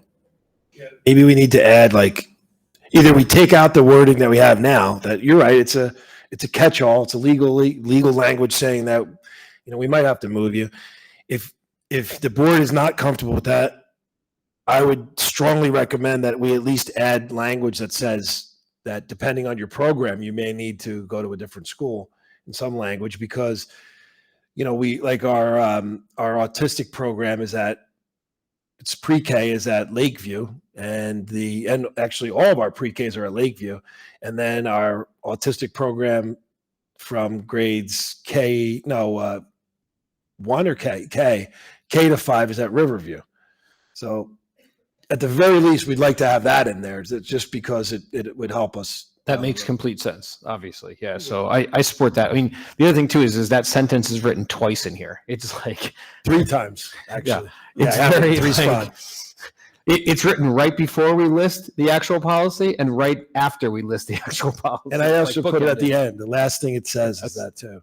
But again, this is all, this is what we worked on, and we're okay with any other suggestions. Yeah, I think if you soften up the language a little bit, nuance it a little bit, and then reserve the right, just you get the same point across. I mean, hopefully you don't have those critical emergency circumstances where you have to do it, but it could happen. And Yeah, I understand the agree with legal Don. There may aspect. be It's like Murphy's Law. What can go wrong will go wrong. You always have a parent that'll take you to the mat and get an attorney over something like that. Yeah, I agree with Don. I mean, you could probably word it something along the lines of, although not typically needed, we do reserve the right. It's something that's a little bit softer. That way they feel a little better about it. I read this and I'm like, whoa, they keep telling me they can send any student wherever they want. Yeah, I use the word, there may be circumstances where we have to make adjustments. Just try to find some words that are kind of soften it up. And every now and then you have to, you have to do it. But I think the way you message it will help soften the perception. I'll work on it, and you guys can take a look at it. You'll have two more board meetings to decide. So we're not going to vote on that policy today? This Well, is it's just first reading. This is just first reading. It's just first so reading, This is a yeah. good discussion to have. I mean, I would say if any board members have any suggestions about what they'd like to see, feed them to Steve and Sandy. My feeling is I understand the need for this, and I feel strongly we do need to have an out, for the better, use of a better term. Like, I do think we need to have a catch-all like this, because I think it's important not to tie the hands of future boards. And there are situations where it just may not be feasible. So I support some kind of language. If we can maybe workshop a variation, I think that may be helpful. Okay, I will soften it up, add in the program language, and you'll have 2 more opportunities to see it before you vote final. There is a time concern. That's why we really don't want to take it off now, because by February 1st, we start gathering the people that are, right, they start to pre-register. That if it ends up getting pushed back, then I'll push back kindergarten registration, because I don't want to raise, I don't think Okay. I think we'll be fine. I think we can get this worked out well before then. Okay, good discussion. So if there's nothing else on policy revisions, roll call, please. Mr. Anderson, Yes. Mrs. Adelis, Yes. Dr. Aruna Datasan, Yes. Dr. Moore, Yes. Mr. Kim, Yes. Mr. Cass, Yes. Mr. Capello. Yes. Okay, moving on to finance. Mr. Kim, I will throw it over to you. Can you move us through these items? Sure, I'd be happy to. I motion that we approve tonight Section D Finance. Number 1 is the list of checks as found on the agenda. Number 2 is for the board to accept the donation of a cello from Mr. Mike Turner for the Valley View Music Department. And I can call your attention to the addendum. Number 3, the recommendation for the school business administrator of scoring the evaluation committee. Be it resolved that the Denville Township Board of Education, based on the recommendation of the school business administrator and the scoring of the evaluation committee, hereby approve the award of contractor for in-person tutoring services for fiscal year 2023-2024 as a PRN basis for the following organizations: Hey Tutor Inc. in Los Angeles, California, Clear Math, DBA Math, Nasium Math Tutoring in Denville, Tutorfly Holdings Incorporated in Farmers Branch, Texas. Oh, and the funding of this proposal will be from the New Jersey Learning Acceleration Program, High Impact Tutoring Grant. Yeah, that's it. I'll second. Okay, thank you, Mr. Kim. Thank you, Mr. Cass. Comments, questions? If I may, Damaris, does it mean that we were approved for the grant, the tutoring grant? The final approval is not complete. They go back and forth with amendments and revisions. But they did contact Dr. Collis and ask for some changes, meaning that most likely, almost, I would say, a high percentage that yes, it will be approved. Great, thank you. And does this mean that this tutoring will be available for all grade levels, right? From K Nope, through it's 8? for primarily third and fourth grade is the target from the state, and fifth grade, we can bring in some, but it can't be the primary numbers. So it's not the priority, but some fifth grade can be pulled in as well. We have other funding sources that we're still doing, like air tutors in the middle school and so forth. But for this particular grant, it's targeted at third and fourth grade. Thank you for clarifying thing. Just a question on the out-of-state, the Hey Tutor and the Tutor Fly. How does that work? It says in person. It is, they're hiring New Jersey employees. And that's why I was saying that it takes like a 6 to 8 week process, because there's a lot of clearing that we have to do. I have to submit a safety and health plan to make sure that our kids are, all of the aspects are considered, and they are in our buildings during the day. So it's an additional person that will be pulling students to work with them in both Riverview and Lakeview. Actually, there are 3 tutors. So we'll have one that splits between 60% of the time in Lakeview and 40% of the days in Riverview. So they are hiring for a state, and I did go back and forth to make sure where are they recruiting, because we can't get, people. So I need to know where you're recruiting, and that's why it came down to just these 3 companies out of all of them. I mean, Mathnasium is local. Yes. But the other 2, yes, that they will be employees that live in New Jersey. Great. Thank you. To follow up on that, so background checks, fingerprinting, all of that, where does that cost get borne? It depends on each company. We pick up the cost it's within the contract, but the cost is are really picking it up. Okay. For Hey Tutors and the Tutor Fly, they are picking it up. Okay. So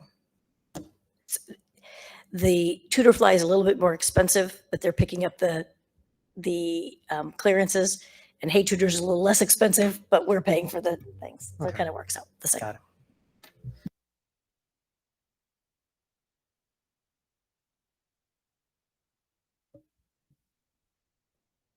Okay. Anybody else? Okay, if not, roll call, please. Mr. Anderson, Yes. Mrs. Seydellis, Yes. Dr. Abunajatasin, Yes. Dr. Moore, Yes. Mr. Kim, Yes. Mr. Cass, No on the milk fund, yes on the rest. Mr. Capello. Yes. Okay, that brings us to operations. Mr. Cass, can I ask you to move us through these items tonight? Under operations, we also have an addendum besides what's on the agenda. Item 2.1, I'm asking the board to approve the Morris Hills Regional District to borrow the Valley View Wrestling mat for the Morris Hills Wrestling Tournament on December 16th, 2023. The Morris Hills Regional District will transport the mat both ways. Another good example of how we share services between our town government and the high school regional district. Item 2.2, I'm asking the board to approve the attached quote from American Roof Maintenance for roof repairs at the Riverview Annex in the amount of $5,250 funded with the Maintenance Reserve Fund. On the addendum, we have item 2.3 that we asking the board to approve the attached proposals from EI Associates for professional engineering services for a new sidewalk at the Riverview Elementary School in the amount of $5,000. 2.4 is to approve the attached proposals from EI Associates for professional engineering services for 2 new toilet room facilities at the Riverview Elementary School in the amount of $42,000. Second. Thank you, Mr. Cass. Thank you, Mr. Kim. Any comments or questions? These estimates for EI on the sidewalk and the toilet facilities, this is just for the architect and the It's just the fees for the architect to draw the plans and get the permits and do all the stuff that they have to do. Now, it's a good time to talk about both of these since you brought it up. In 2.4, that is phase one of getting ready to accommodate more students at Riverview.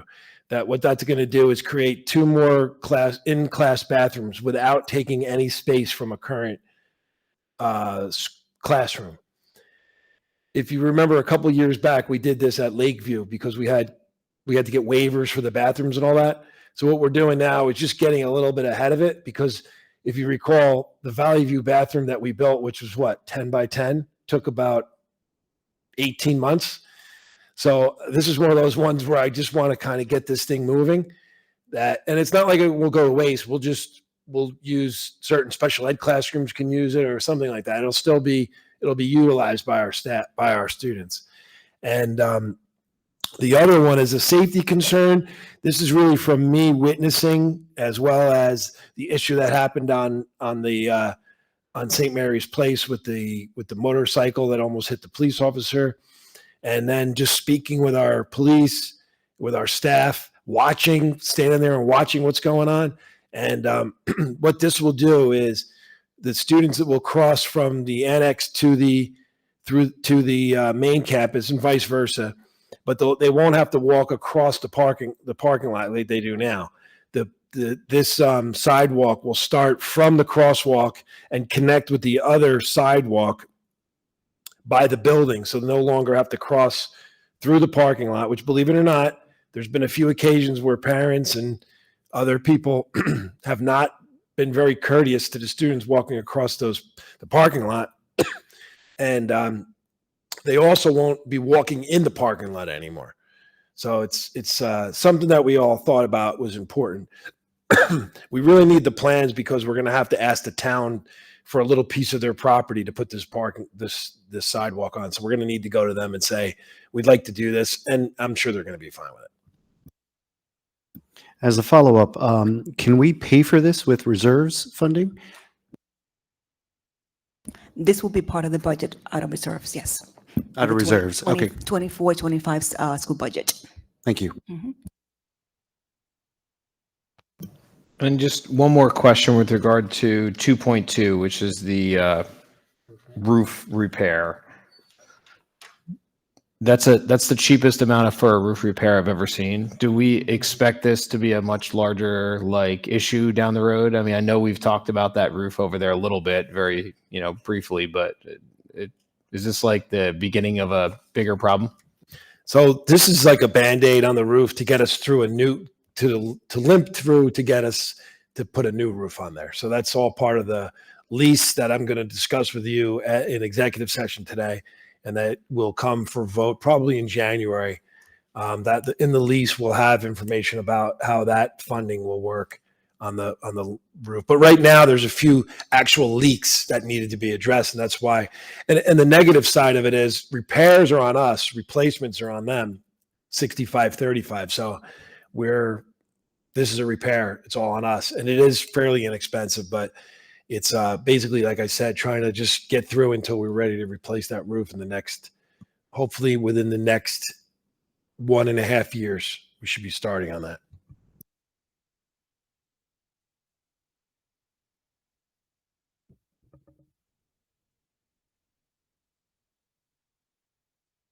And then just real quick on the sidewalk, is that the complete sidewalk all the way from the big parking lot all the way down? That's everything, right? It's going to be, if you visualize where the loading dock is at Riverview, there's a sidewalk right there that goes to the back of the property. This is going to go to the front of the property and connect with the crosswalk to St. Mary's. So it's going through the opposite way. Got it. Okay.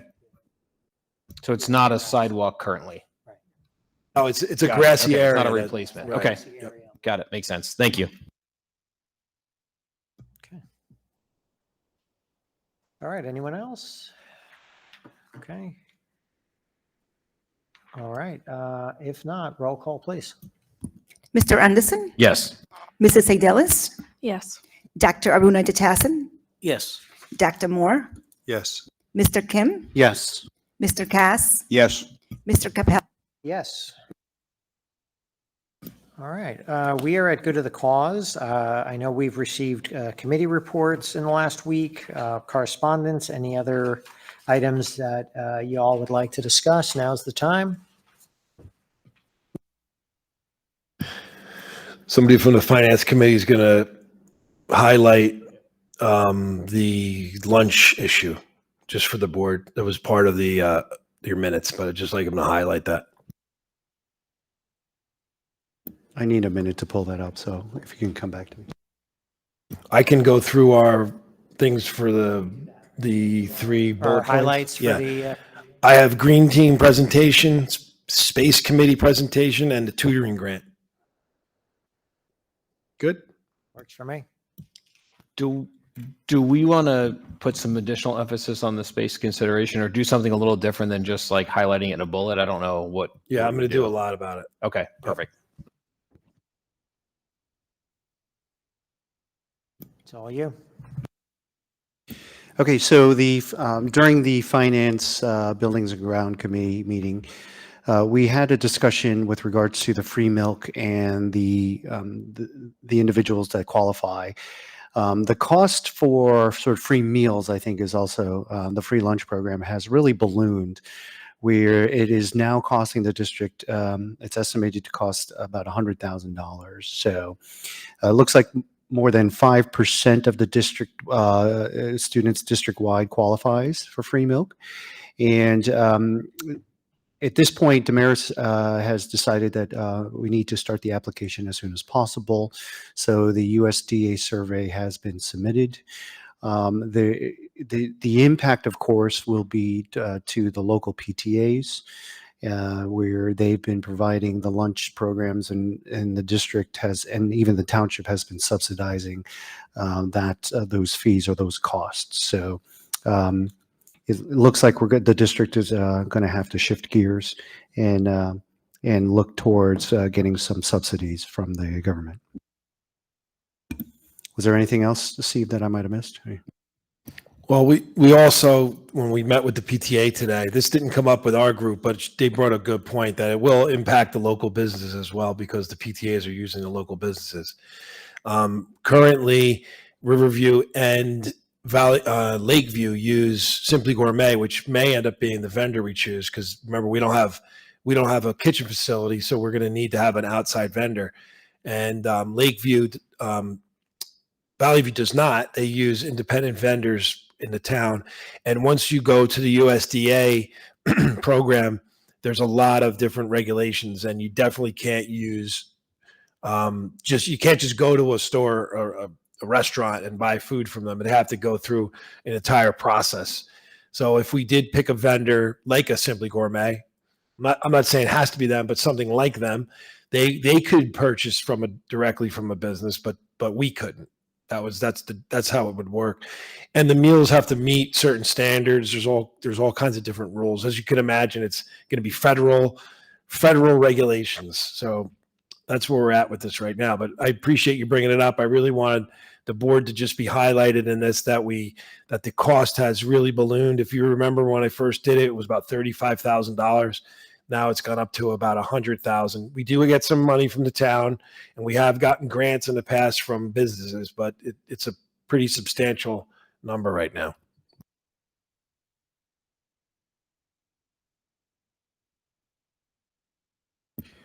Do you want to have a discussion about this, or should I move on to other stuff from the meeting that I might want to share?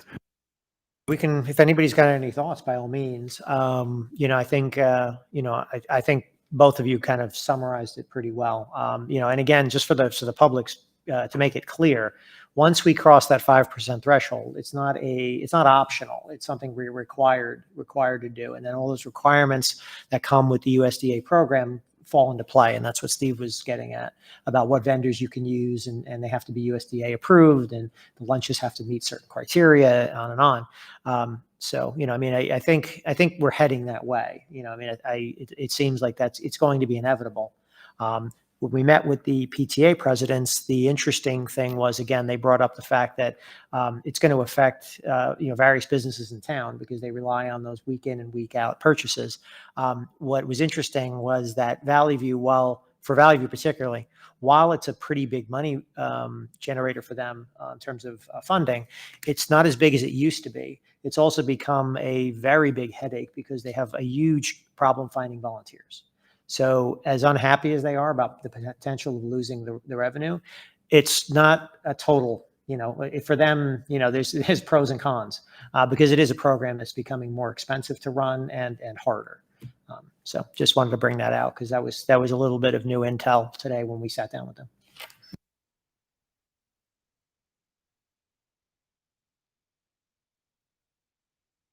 But yeah, go ahead, James, go ahead with the rest if there's more. I think another part of the agenda that I think is important for us to highlight is that 2 more buses are deteriorating to the point where we have a decision to make of retiring them maybe two years earlier than normal.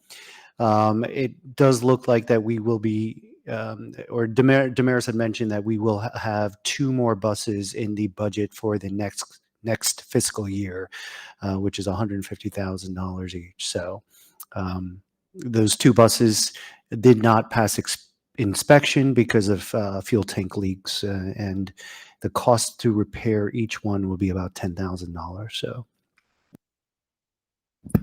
for both, So what I'm not each. Okay.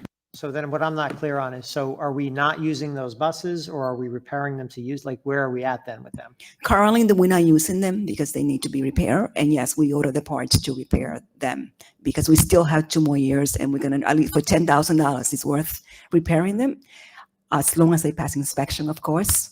But inevitably, we will have to put 2 more buses in the budget for the 24-25 school budget. So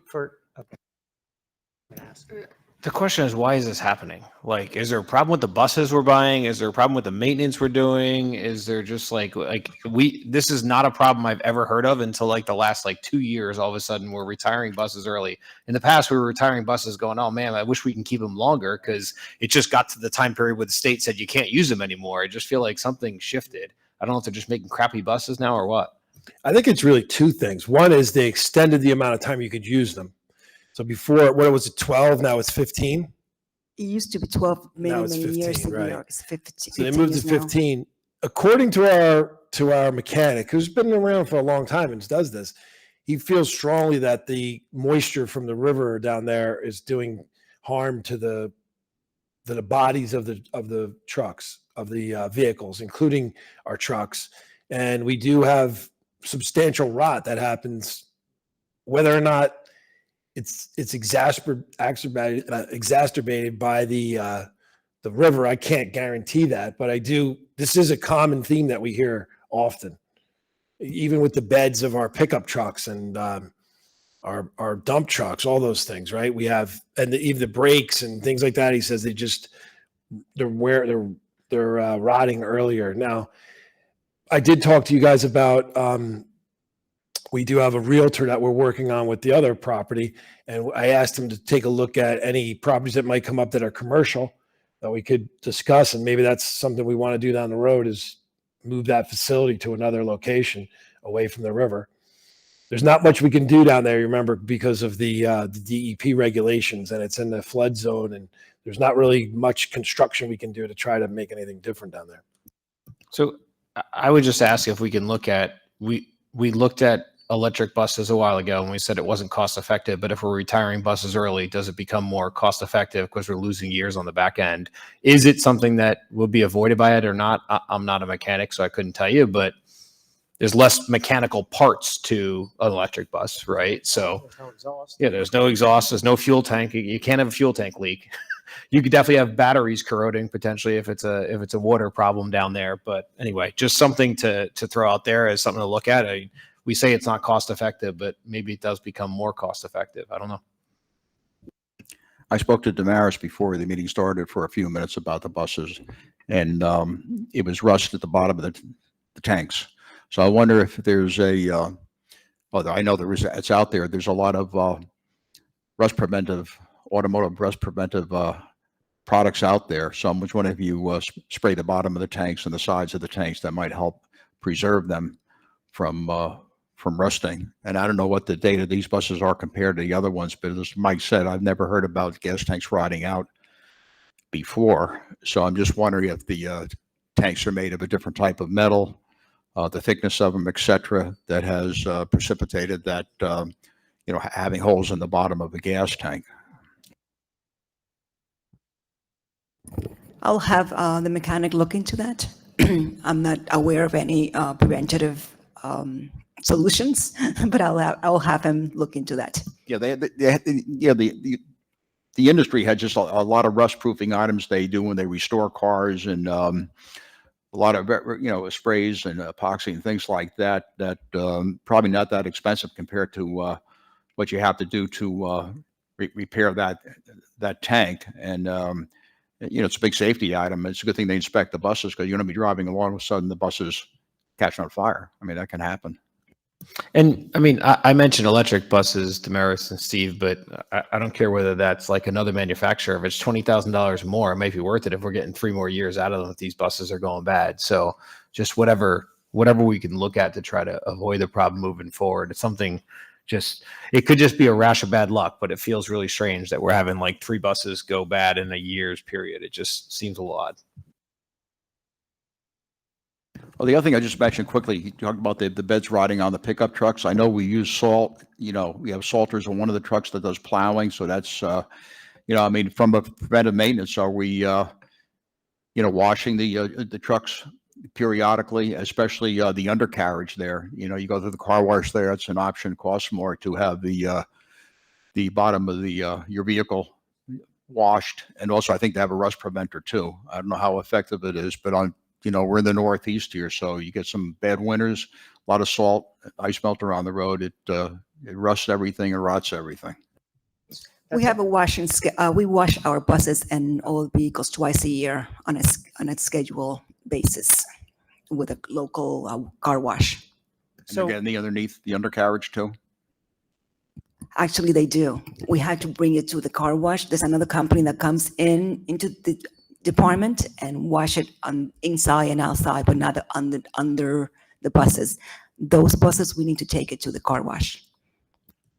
So actually, that question actually leads me to another question. So especially during the winter with salt, like, I mean, is there a process, or do other districts maybe do it more often? Like, I'm curious, like if we're running those buses around and they're getting salt on the undercarriage, but we're not doing it for 4, 5, 6 months, are we maybe having problems there? Like, do other districts in the area do it maybe more often? Just a question I'd like to maybe know more about. I can investigate that. I'm not sure.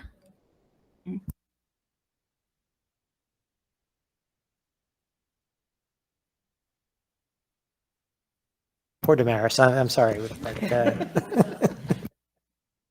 I probably should have mentioned this in my comments, but I did want to let the board know that we had our annual safety training. So all the teachers that are in service this week, we had our annual safety training. So everyone in the district, and we videotaped it. So anyone who wasn't here on that day also saw the safety video. And then the other half, we've been doing the Speak Up at School, which is it's a more specific training on how to address biases and things that we hear from the students, like what do you say in different scenarios and how do you address it? So that it was a day well spent.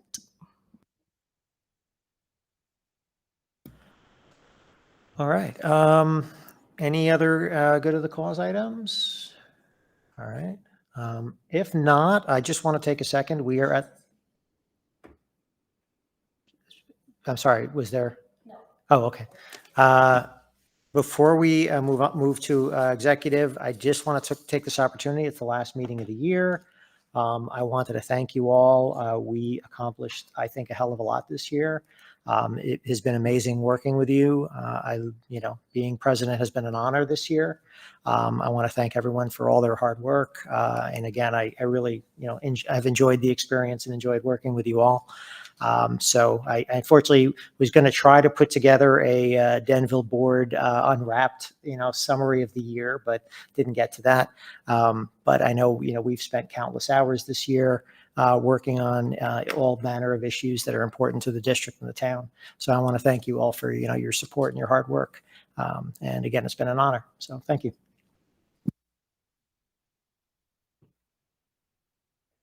And with that, we will actually, we do have one more item. We'll move for open public comments one more time. I will open up at 9:35 p.m. If you're in the chamber, would like to approach, or if you're online, you can raise a hand and be recognized.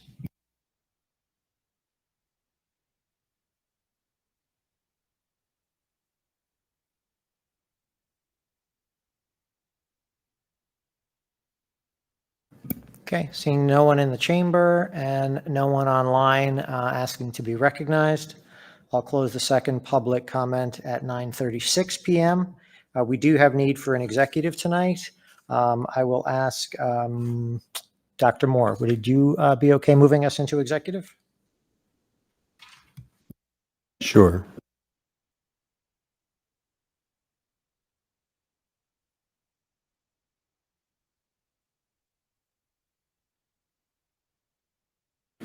So I'd like to move to convene an executive session in accordance with Section 8 of the Open Public Meetings Act. The purpose of this closed session will be to discuss negotiations, legal, security, and personnel issues. Minutes of this session will be made available to the public when the need for confidentiality no longer exists. I'll second. I think I'm going to have to give it to Mr. Cass by a hair. Thank you, Dr. Moore. Thank you, Mr. Cass. All in favor? Aye. Any opposed? Any abstentions? Okay, we are in executive at 9:37 p.m. and we do not anticipate conducting any other business after this. Thank you very much.